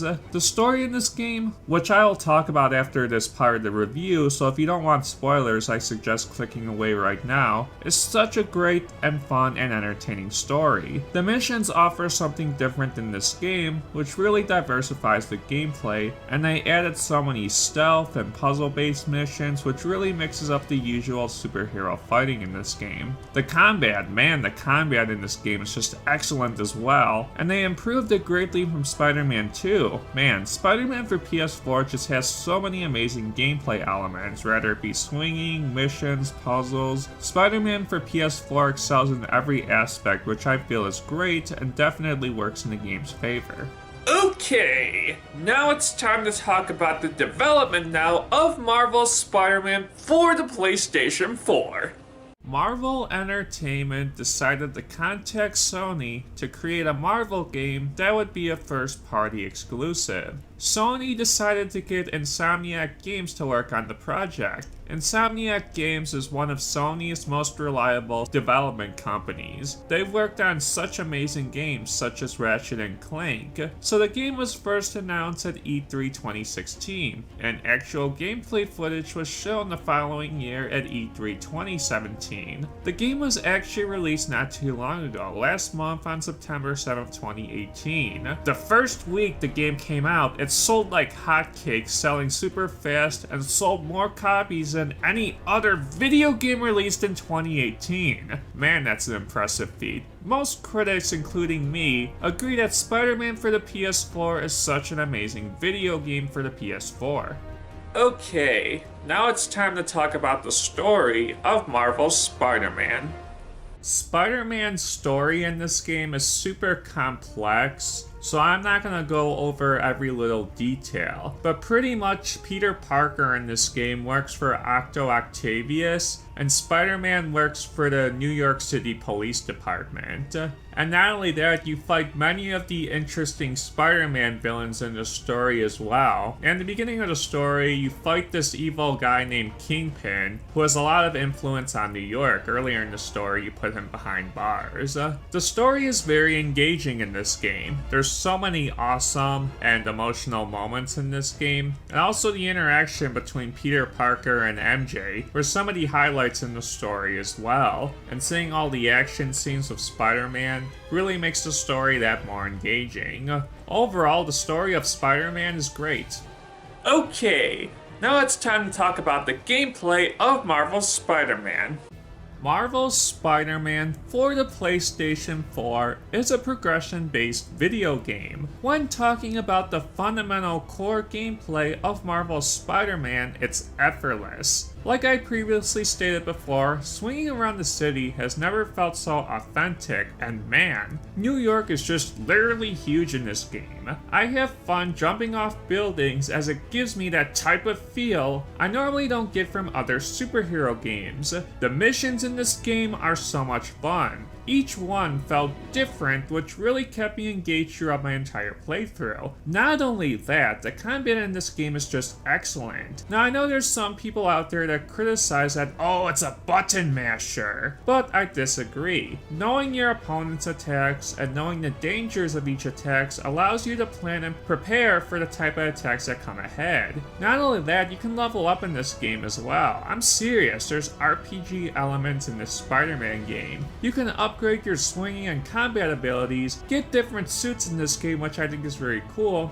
and not only that, you get crime tokens and certain tokens by beating enemies around the city. Oh my goodness, this game just offers you so much on advancing and evolving Spider-Man's abilities, and the amount of options on how you build Spider-Man up really adds to the depth and fun and greatness that is Spider-Man for the PS4. Overall, the gameplay of Spider-Man 4 is just excellent. Spider-Man, Spider-Man, what are my final thoughts about Marvel's Spider-Man?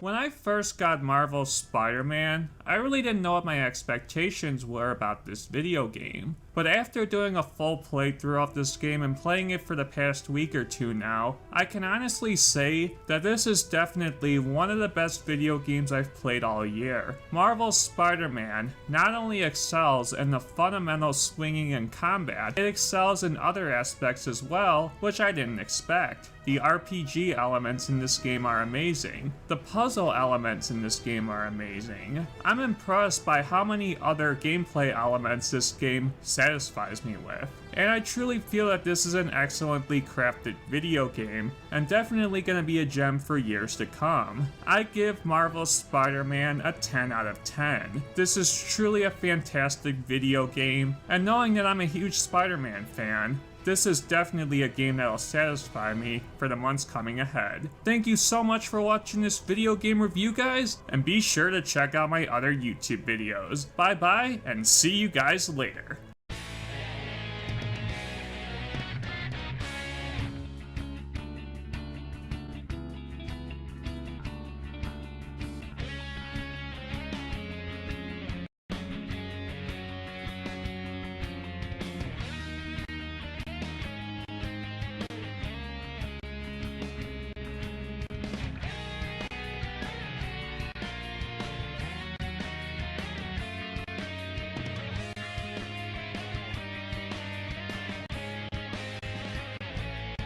Sonic Mania.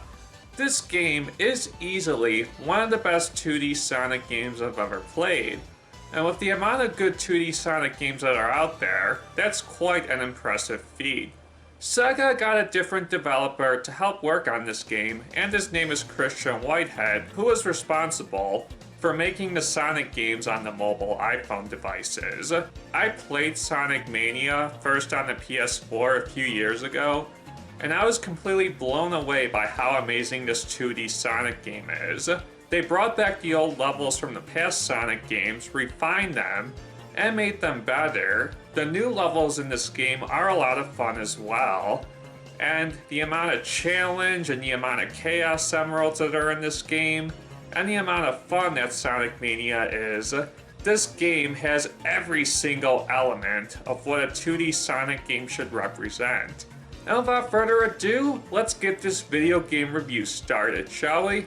We are going to be reviewing Sonic Mania, and I'm going to be doing the Nintendo Switch version.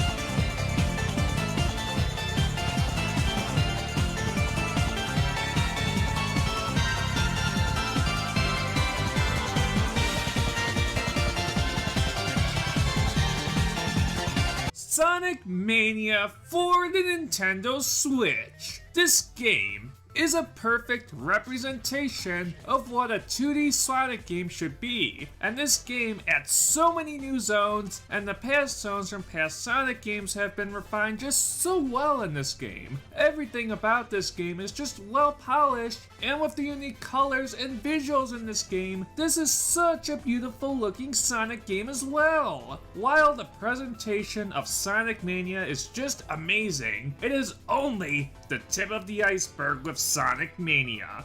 What Sonic Mania excels in even better is its gameplay, and man, the gameplay in this game is just amazing. The later zones in this game, and I am serious, the later zones in this game get very hard to the point where you start to appreciate games like Sonic the Hedgehog 2 and Sonic the Hedgehog 3. And this game lets you collect the Chaos Emeralds as well. And man, even the Blue Spirit game is back from Sonic 3. Sonic Mania also has other modes as well, and the other modes are great. You can do a time trial mode where you go through the zones. If you have the downloadable content in this game, which, man, super cheap, it's $5, you have access to the Encore mode and 2 additional characters. There are just a lot of zones in this game that work very well to the game's favor. Sonic Mania has absolutely everything you're looking for a 2D Sonic game, and no, I am not exaggerating.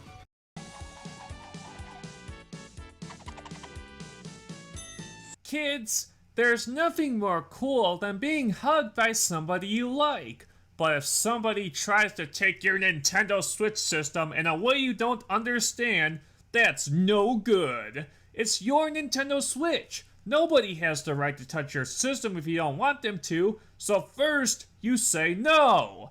Then you tell somebody you trust, like your parents, your teachers, a police officer. And now Sonic says we are going to talk about the development of Sonic Mania now. The development of Sonic Mania began back in 2015, and Christian Whitehead was the leader of the project. Sega contacted him to help work on this Sonic game. Sonic Mania came out during the 25th anniversary of Sonic the Hedgehog, and this game is a celebration and a commemoration of that being first revealed in 2016, since Sonic the Hedgehog debuted in 1991. The game borrows inspiration from Sonic the Hedgehog's 3 and 2's 2-act and long zones. Sonic Mania was well received when it first came out, and many people, including myself, agree that this is possibly the best 2D Sonic game of all time. Okay, now it's time to talk about the story of Sonic Mania now. You got a problem with me, sucker? Sonic Mania takes place after the events of Sonic 3 and Knuckles. Sonic and Tails realize that Angel Island has a massive energy reading, so they go on their airplane to see what's going on. Dr. Eggman sends a group of egg robots to get to the signal before Sonic and Tails does. They get the Phantom Ruby. Sonic and Tails go through their amazing adventure, then later on realize that Eggman used the Phantom Ruby's power to retake control of Little Planet from Sonic's CD. They eventually defeat Eggman, and what's cool is if you collect all 7 Chaos Emeralds, you get a different scene at the end, which is cool. All in all, Sonic Mania's story is not as complex as a game like Sonic Adventures 1 and 2, but a nice simple story adds to the already amazing game that Sonic Mania is. And knowing that this is a 2D Sonic game as well, a simple story works better with a game like this anyway. So all in all, the story is great. Man, Sonic Mania is really not that hard of a game. It's actually quite enjoyable. I mean, there's no way this game could anyhow get any harder. Right? Really?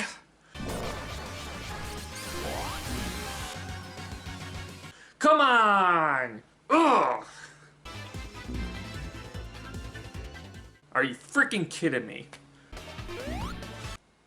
Oh man, I died! Ugh! Really? Ugh, it's like the 10th freaking time now I've died. Man, this game is a lot harder than I thought. Let's talk about the gameplay of this game now.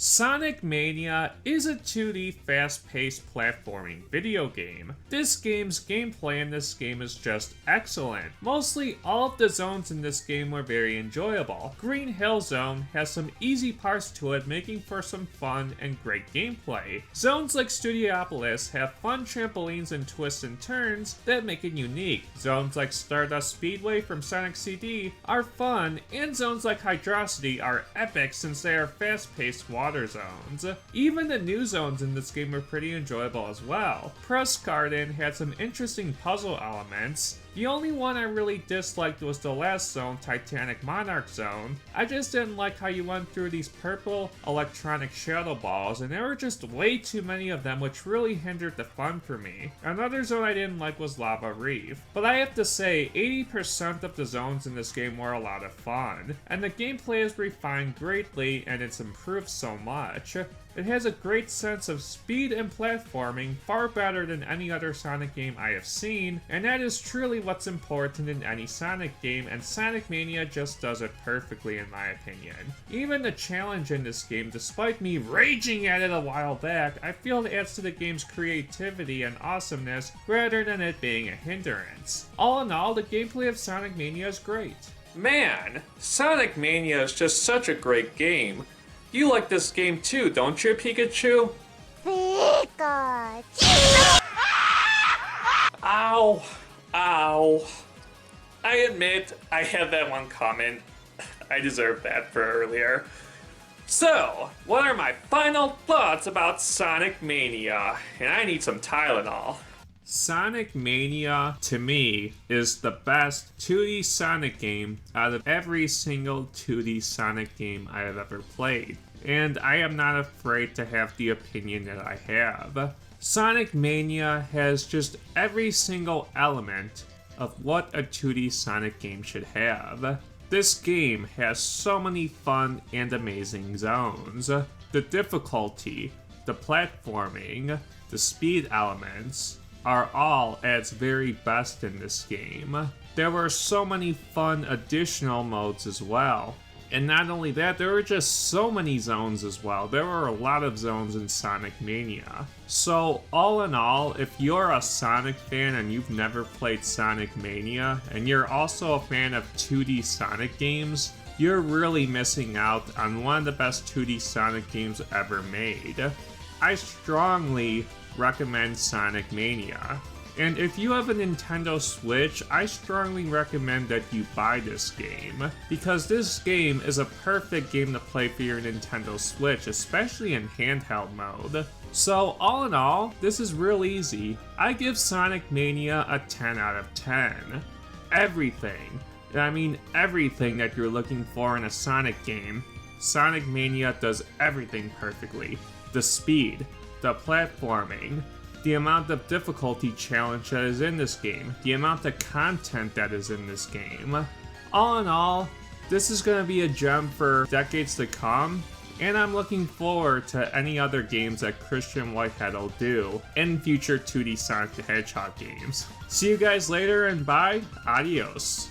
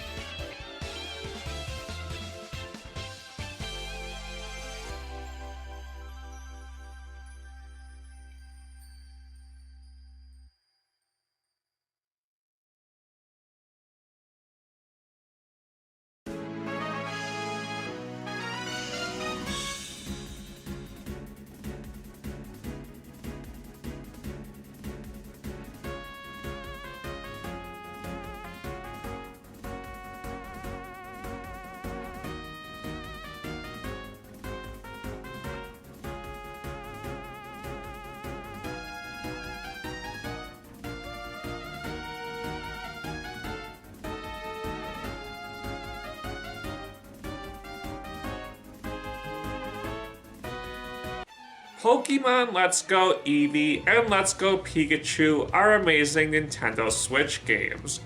Released in mid-November, this is the third time that we have revisited Kanto. And I must say, the greatest aspect of Pokemon Let's Go Eevee and Pikachu, in my opinion, is the presentation. The reason I say the presentation is at its absolute best in this game is because of just how amazing the graphics look with the Nintendo Switch graphics. I'm serious, this game just looks so marvelous and so amazing. We literally went from 8-bit Game Boy graphics to just, I don't even know what this is. This is like high-def Pokemon graphics, but revisiting Kanto with, ugh.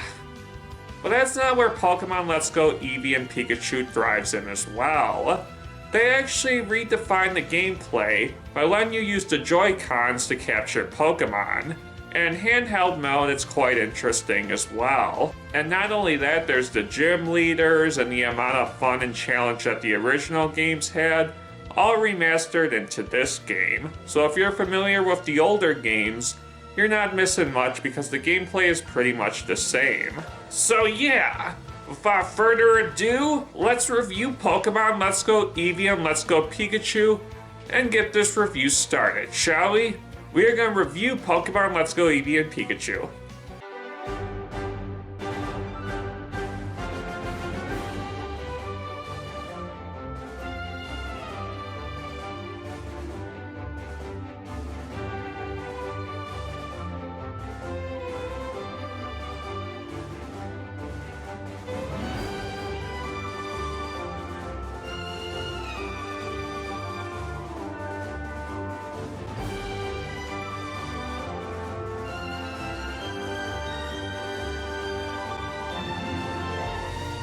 Pokemon Let's Go Pikachu and Let's Go Eevee are amazing Pokemon games. Released in November of 2018, this game is a remake of two other Pokemon games, Pokemon Fire Red and Leaf Green and Pokemon Red and Blue. While I believe that Pokemon Let's Go Pikachu and Eevee are amazing games, the gameplay has been completely revamped from the original games and the other Pokemon games that followed before it. But Nintendo did it in a way that's both accessible and rewarding to the player, which is something they did great on their end. Pokemon Let's Go Pikachu and Eevee are far from perfect games though. Some of the additional things that were in Pokemon Fire Red and Leaf Green, like the Generation 2 and Generation 3 Pokemon, and the Sevii Islands, and more instances, are absent in Pokemon Let's Go Pikachu and Eevee. Yeah, in my opinion, this game is more of a remake that follows in the footsteps of the original Pokemon Red and Blue, and not so much Pokemon Fire Red and Leaf Green, which is really both a good and a slightly disappointing thing. But the disappointment is small in the grand scheme of what this game truly represents. Don't worry, I'll talk about more of this and the game's criticism in the negative part of this review. Pokemon Let's Go Pikachu and Eevee are games that we have dreamed about as kids.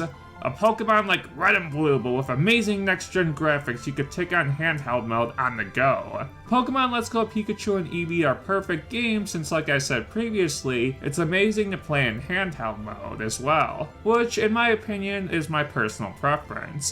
I believe that Pokemon Let's Go Pikachu and Eevee are great games and great remakes. So yeah, Pokemon Let's Go Pikachu and Eevee are amazing games! You're a 23-year-old freak who eats Hot Pockets and watches daytime television. You suck and you're a stupid asshole. What did you say, you no good Pikachu? Alright, let's go! No pun intended.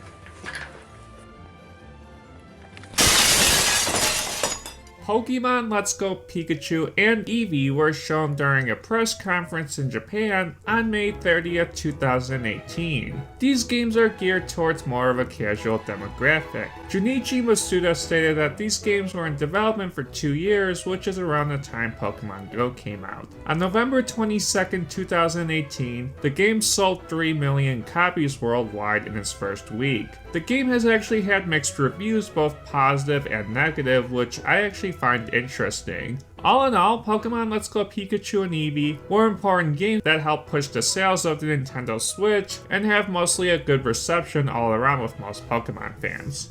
Okay, now it's time to talk about the story of Pokemon Let's Go Pikachu and Eevee.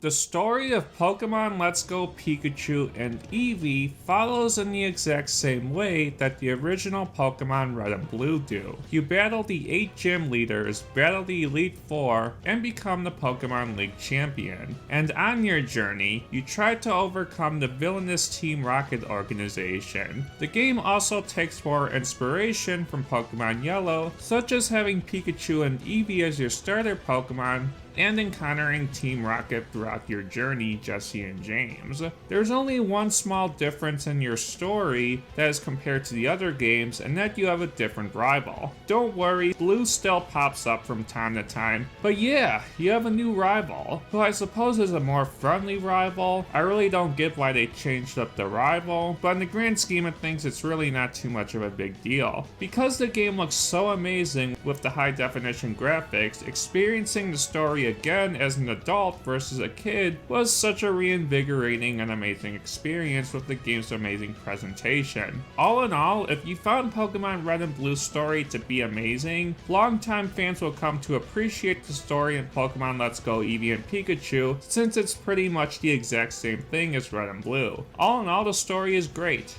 Man, Pokemon Let's Go Pikachu and Eevee are great games. You agree, right, Pikachu? Haha! I countered you this time, you no good rotten bastard! Ugh!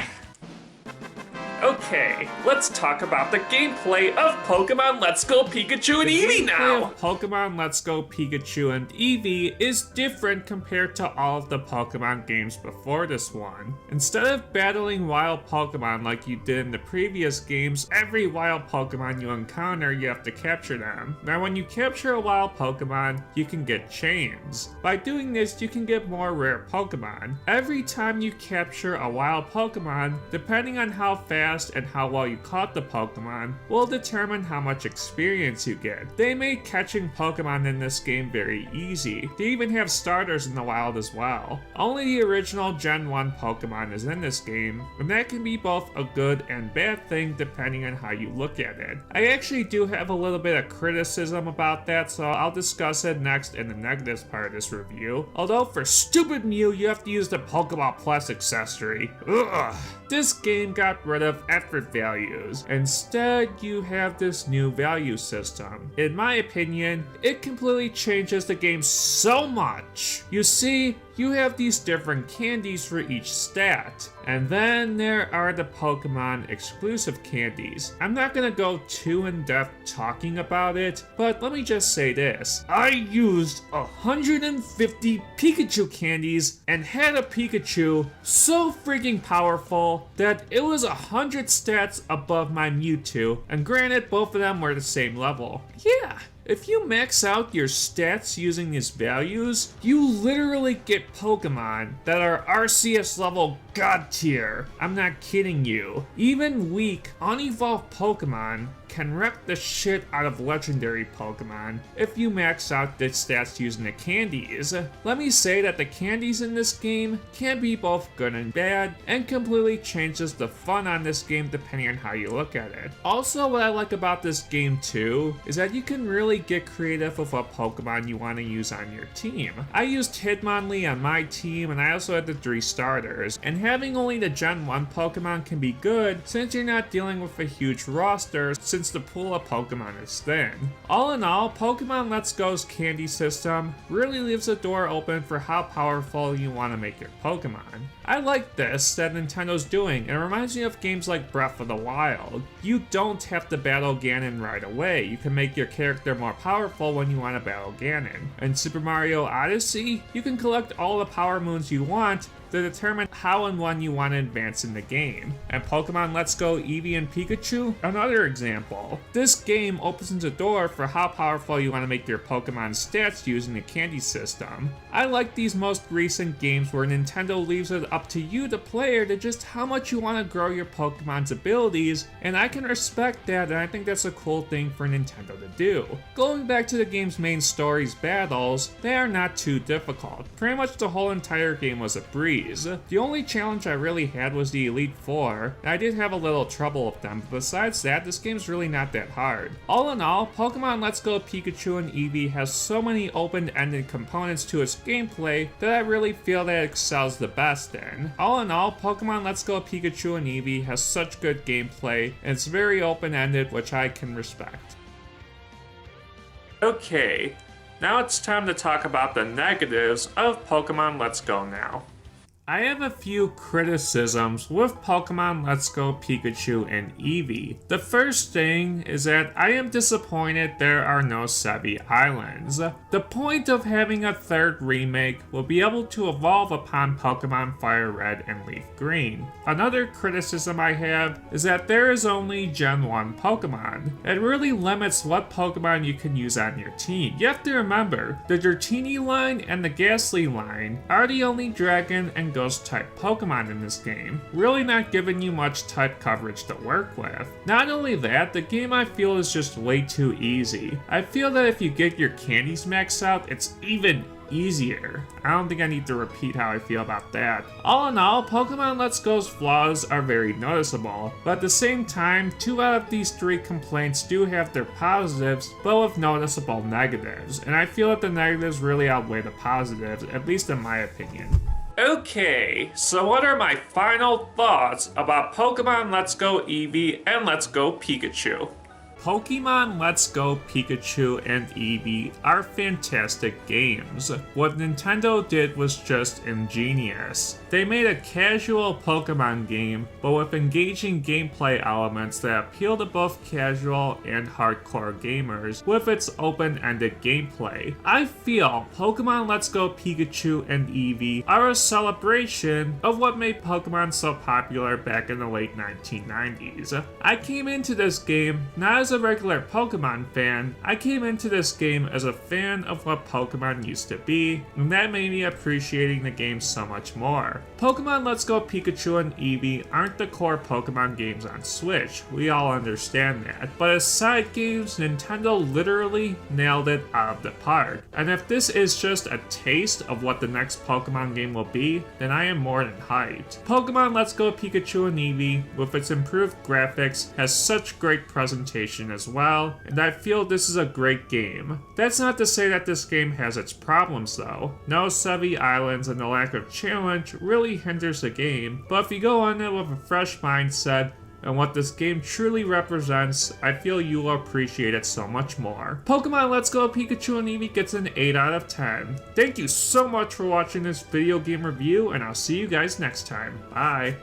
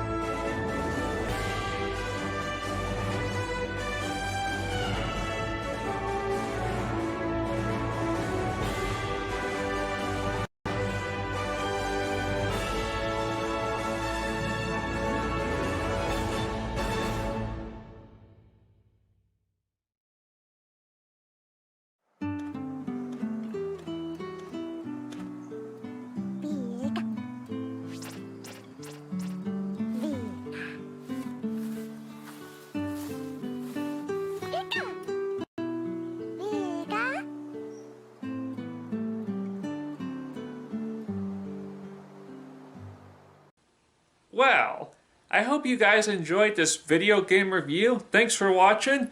Whoa, what's that? I'm sick and tired of you stealing my spotlight.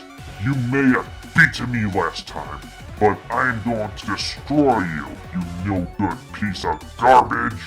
You know what? You've messed with me on the wrong night, Pikachu. I'm not gonna tolerate your bullcrap any longer.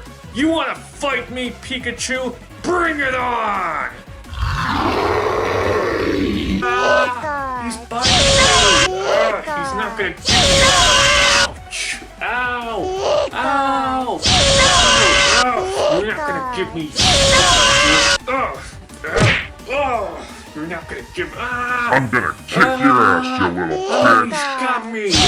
You think you can beat me? You think you can beat me?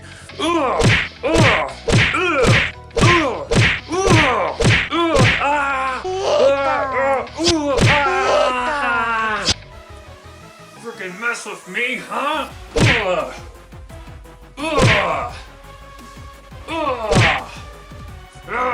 You're not gonna win.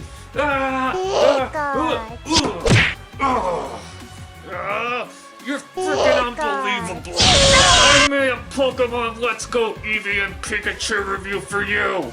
Cause I actually cared about you! I cared about you! We go many years back! You're not gonna beat me! Cut it out! Cut it out! Please, Pikachu, cut it out! I care about you! I can't win.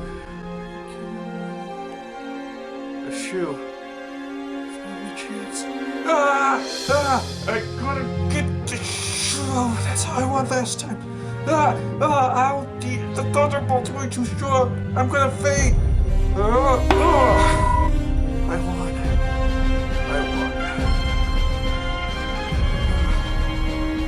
Thanks for watching this Pokemon Let's Go Pikachu Wii Review. And I'm gonna go see the paramedic.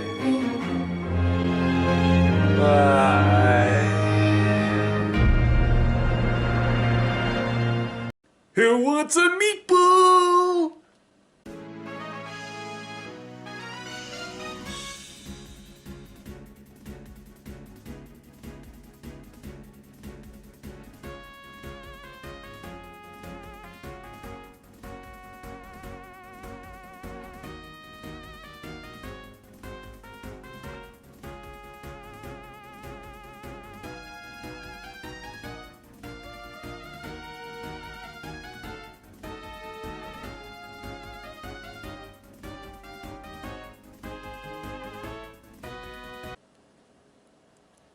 "31 years ago.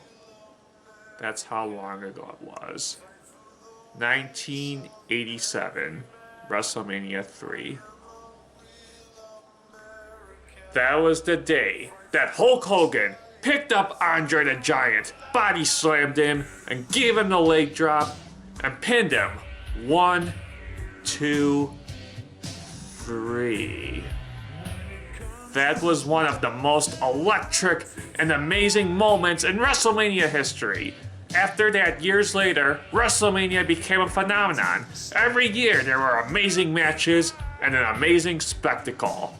So because of that, it was only inevitable that we would get a WrestleMania video game on NES. So you guys are probably wondering what the $1 million question is. How does the game play?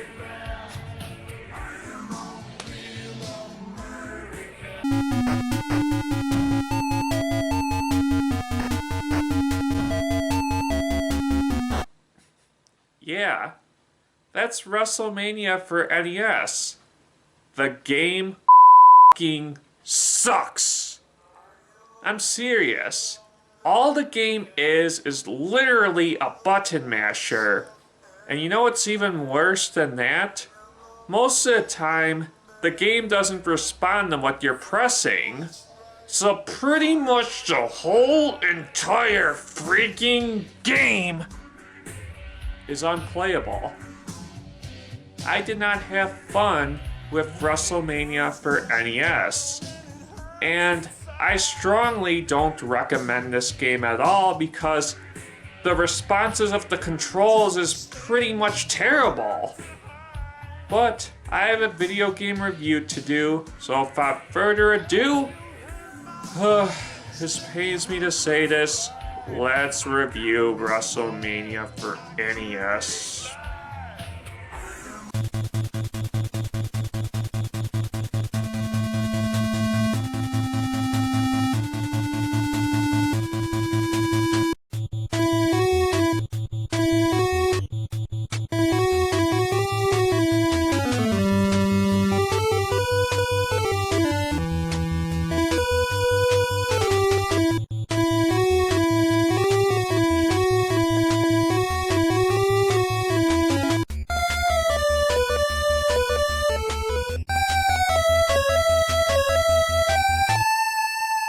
WrestleMania for NES. This was one of the first wrestling games released on the NES. If we're comparing it to other wrestling games, in my opinion, games like Pro Wrestling and Tecmo World Wrestling completely defeat this game in comparison. Now you're probably wondering at this point in the review, well, Mr. Wii, does WrestleMania have any redeeming qualities? Yeah, but in the grand scheme of things, it really doesn't amount to much to what this game truly is. I do like how this game gives you a few modes and lets you choose your name. The presentation isn't half bad in this game. But considering that the most important aspect of the game is the freaking gameplay, let me just say this. It's like taking a boulder and placing it on 2 sticks. The boulder is going to completely smash through those sticks every single time. Hopefully that analogy helps. The gameplay is so freaking bad that it won't save what else the game tries to throw at you. Man, this game lacks a lot of substance. Well, it's time to play a little bit. Ugh, really?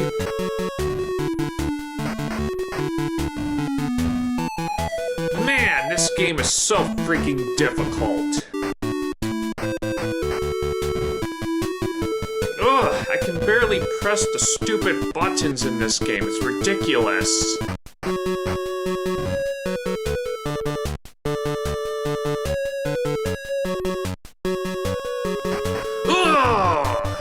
That's the final straw. Oh my gosh, you fucking suck at this game.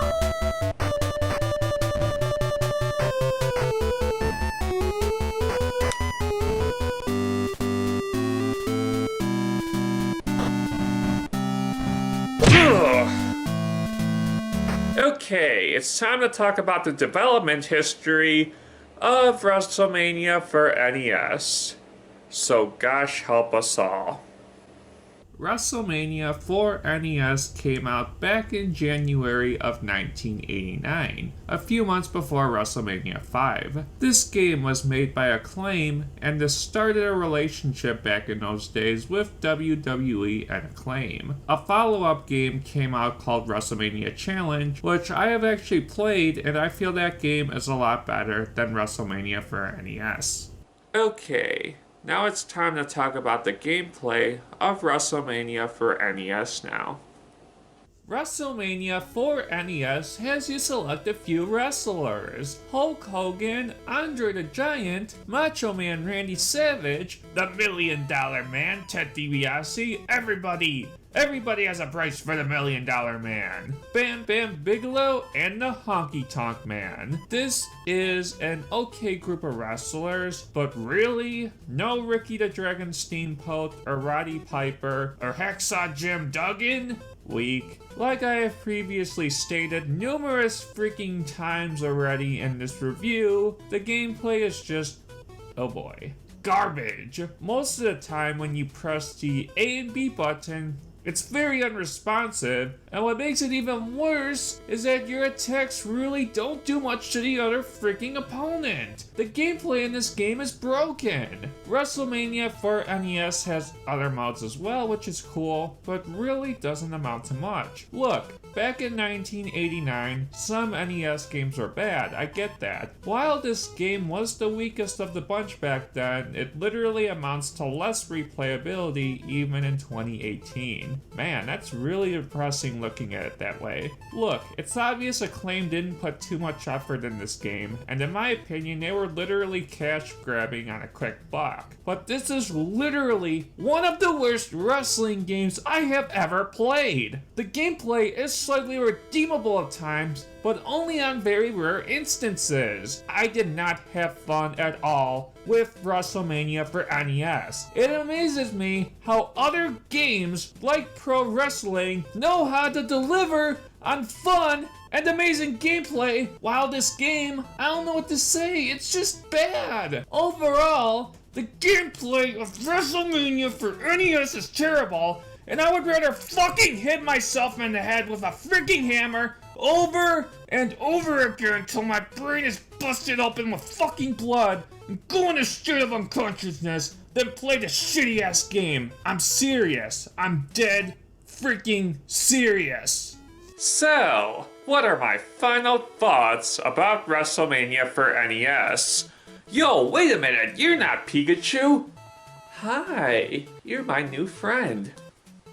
So what are my final thoughts for WrestleMania? Unbelievable. Just unbelievable. WrestleMania for NES is just trash. The gameplay is garbage, and this game is one of the worst wrestling games I have ever played. I don't understand how Acclaim, for it being one of the first WWE wrestling games released, could be just such garbage. The NES was a system that was flourishing on great quality games, and games like this, while I didn't grow up back in the 80s, poor defenseless kids would buy these games in the store and say, "Oh mommy, daddy, it's wrestling, it looks great." They go home, put in the freaking cartridge in the NES, and they are treated with absolute shit. And their $50 go to the power-hungry ass corporations.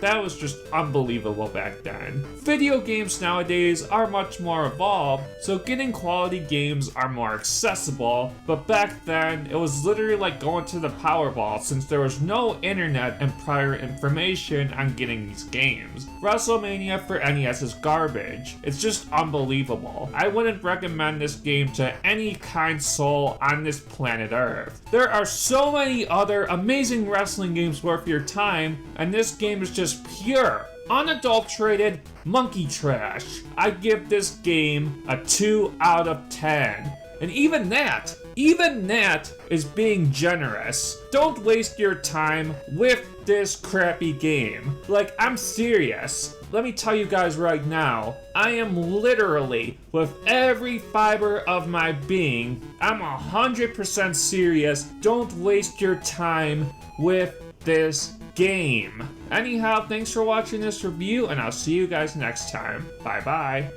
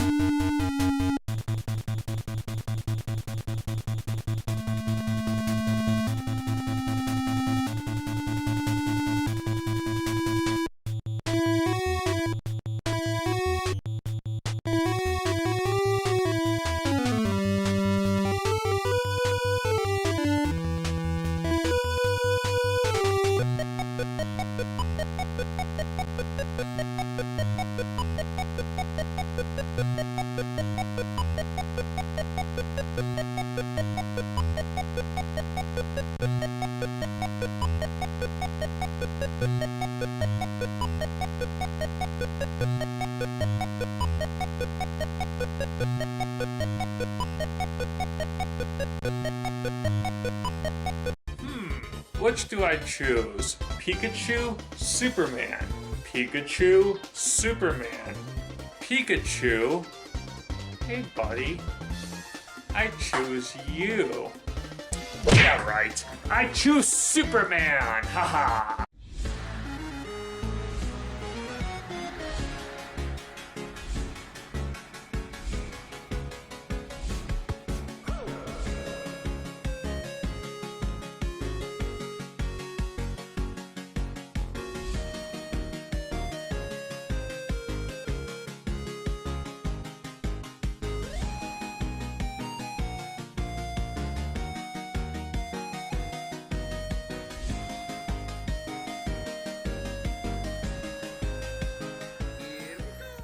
Hey guys, what's up? This is Mr. Wii here, and welcome back to another Mr. Wii Reviews.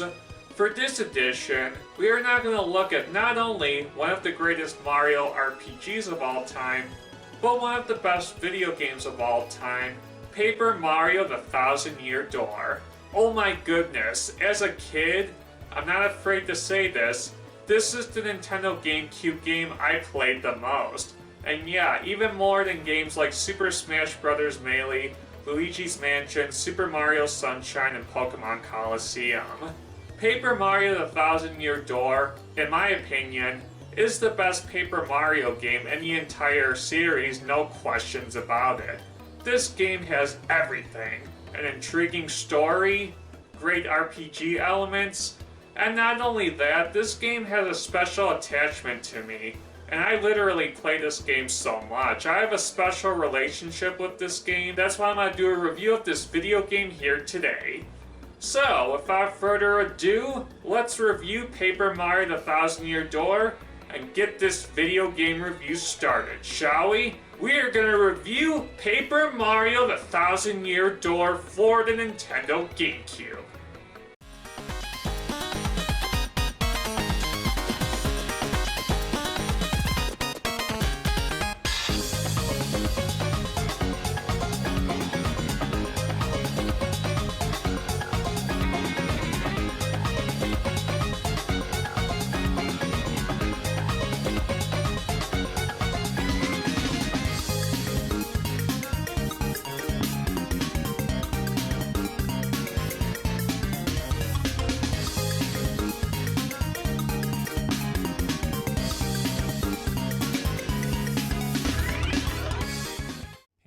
Mario: The Thousand Year Door for the Nintendo GameCube. This game came out in 2004 for the Nintendo GameCube and is the successor to the original Paper Mario. This game has all the aspects of what made the original Paper Mario so great, but evolved and expanded almost every single aspect of the original. I'm serious, the story is better, the RPG elements are better, leveling up is better, and they added super guarding. More creative enemies, a great cast of interesting and unique Paper Mario characters, fun secrets like star pieces and shine sprites, and so much more. I could literally sound like a broken record explaining what Paper Mario: The Thousand Year Door did so well. I got this game when I was 9 years old back in late 2004. I played this game the whole entire fall that year when I was in school, and I was attached to this game so much. Actually, this is my favorite Nintendo GameCube game. Yes, even more than Super Smash Bros. Melee.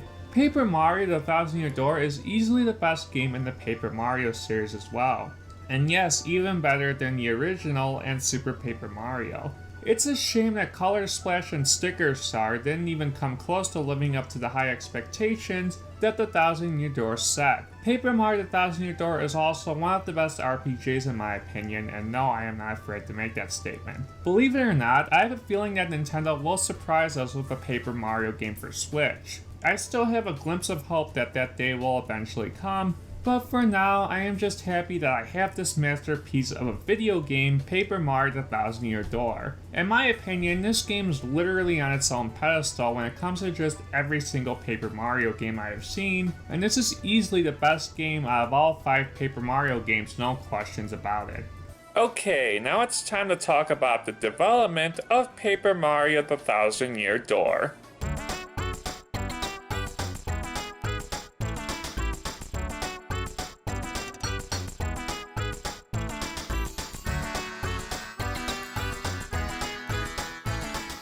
In 2003, Nintendo revealed Paper Mario: The Thousand Year Door at the Game Developers Conference. Believe it or not, this game was originally supposed to be called Paper Mario 2, but it was changed later on to Paper Mario: The Thousand Year Door. A preview of the game was shown at E3 2004. The game was released on October 11, 2004 in North America. In its first week in Japan, the game sold 159,000 units. The game sold well, and people consider this game to be one of the best video games on Nintendo GameCube. And like I previously stated before, this is my favorite GameCube game. I'm just gonna be completely honest with you guys. I've played all 5 of the Paper Mario games. Each and every single one of them had a unique and interesting story. But in my opinion, out of all 5 Paper Mario games, Paper Mario: The Thousand Year Door story is the best. When I played this game as a kid, I literally fell in love with the story in this game. And I can't wait to talk about it here today, so let's talk about the story of Paper Mario: The Thousand Year Door, because it's truly one of the best I've ever seen in an RPG, and I am being 100% serious.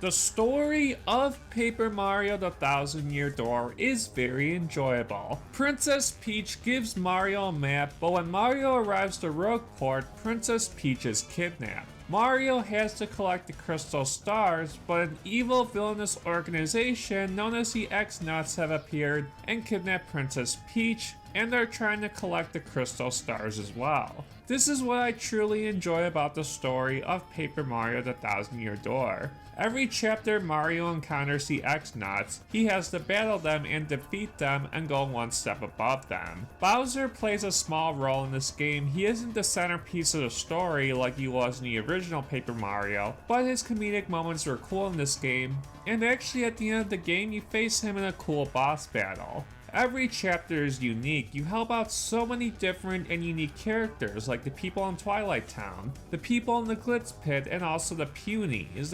Not only that, I like how your partners have some character development as well. Admiral's Bob Reef's backstory is so sad, and it's literally one of the most saddening things I've seen in a video game. Koops goes from a timid to a brave Koopa, and Vivian, do I even have to mention her? She goes from literally being a villain to helping out Mario. All of the partners have unique backstories to them. And that is what frustrates me about games like Color Splash and Sticker Star, is that the characters are just one-dimensional. I'm sorry, but that is literally bullshit. Thousand Year Door at least tries, and I mean tries to have almost every character have some depth to them. And that is what I truly despise about the newer Paper Mario games. That is why the story of Thousand Year Door is so amazing. I can relate to almost every single one of these characters. Rock Hawk, the Hulk Hogan wannabe. Dupless, a character who doesn't want to have his name revealed. Do you guys seeing the point I'm trying to make? Is that you can tell that when they developed the Thousand Year Door that there was care put into this game. It's obvious that Nintendo and Intelligent Systems did their absolute best to have every character's backstory and personality mean something, and that is what makes me so angry about the newer Paper Mario games and just frustrates me as a Paper Mario fan.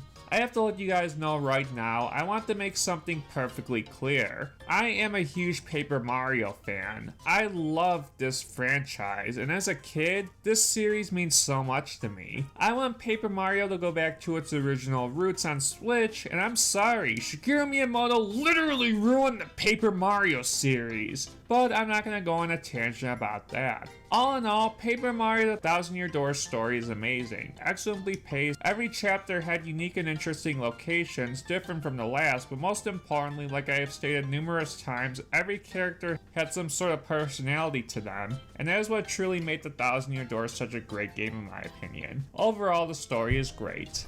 Okay, now it's time to talk about the gameplay of Paper Mario: The Thousand Year Door now. The gameplay of Paper Mario: The Thousand Year Door is truly amazing. If you guys watch my Paper Mario review, I said that they did such a great job of evolving Mario's abilities. Now imagine that, but on a much grander scale. The max level has been raised, there are more unique and interesting enemies, there are so many shine sprites to collect to level up your partners, more interesting and unique badges, there's super guarding, and not only that, the core gameplay feels more smooth and accessible than ever before. Paper Mario: The Thousand Year Door is literally a game that grows upon the original Paper Mario and brings more to the table when it comes to just the core RPG mechanics. This game's gameplay is excellent. There are so many interesting and creative boss battles. Grinding in this game is so much fun. I always like to grind in the Pay of 100 trials, and all in all, this game is such a fun and addicting RPG.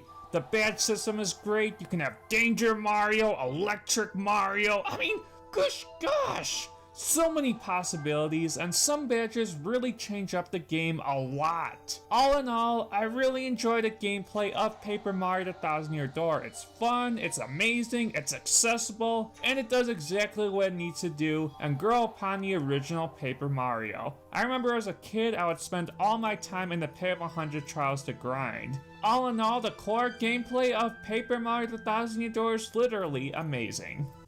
So what are my final thoughts on Paper Mario: The Thousand Year Door? You guys have no idea how much the first and the second game mean to me. I literally had so many amazing experiences with the first two games. My mom, may God rest her soul, she got me the first Paper Mario game for my 6th birthday. It was such a special present. I remember she would print me out these guides, and that was just memories I'll never forget of my mom. And it's experiences like that that just made me appreciate the first Paper Mario game. And the second game, The Thousand Year Door, was even better.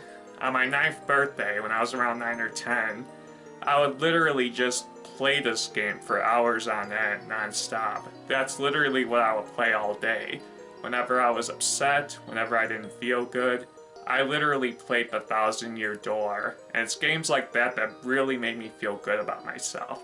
The Thousand Year Door isn't just a video game. The Thousand Year Door is literally a piece of my childhood. And I consider the first 2 Paper Mario games easily the top 3 of all time next to Super Mario 64. You guys have no idea how much The Thousand Year Door meant to me. And it saddens me, it really does, because I'm a really huge Paper Mario fan. I love this series so much. And what I want more than anything, is just a series go back to its original roots. Color Splash and Sticker Star weren't bad games, but honestly, I love this series so much, and I just want to see the series go back to what made it so great in the first place. The Thousand Year Door, Paper Mario aren't just games. They're a part of my childhood, and they mean so much to me. Thanks for watching this review, and hopefully I didn't get too emotional. But that's literally how much A Thousand Year Door means to me, because it was literally my childhood. Thanks for watching this video, and I'll see you guys next time. Bye.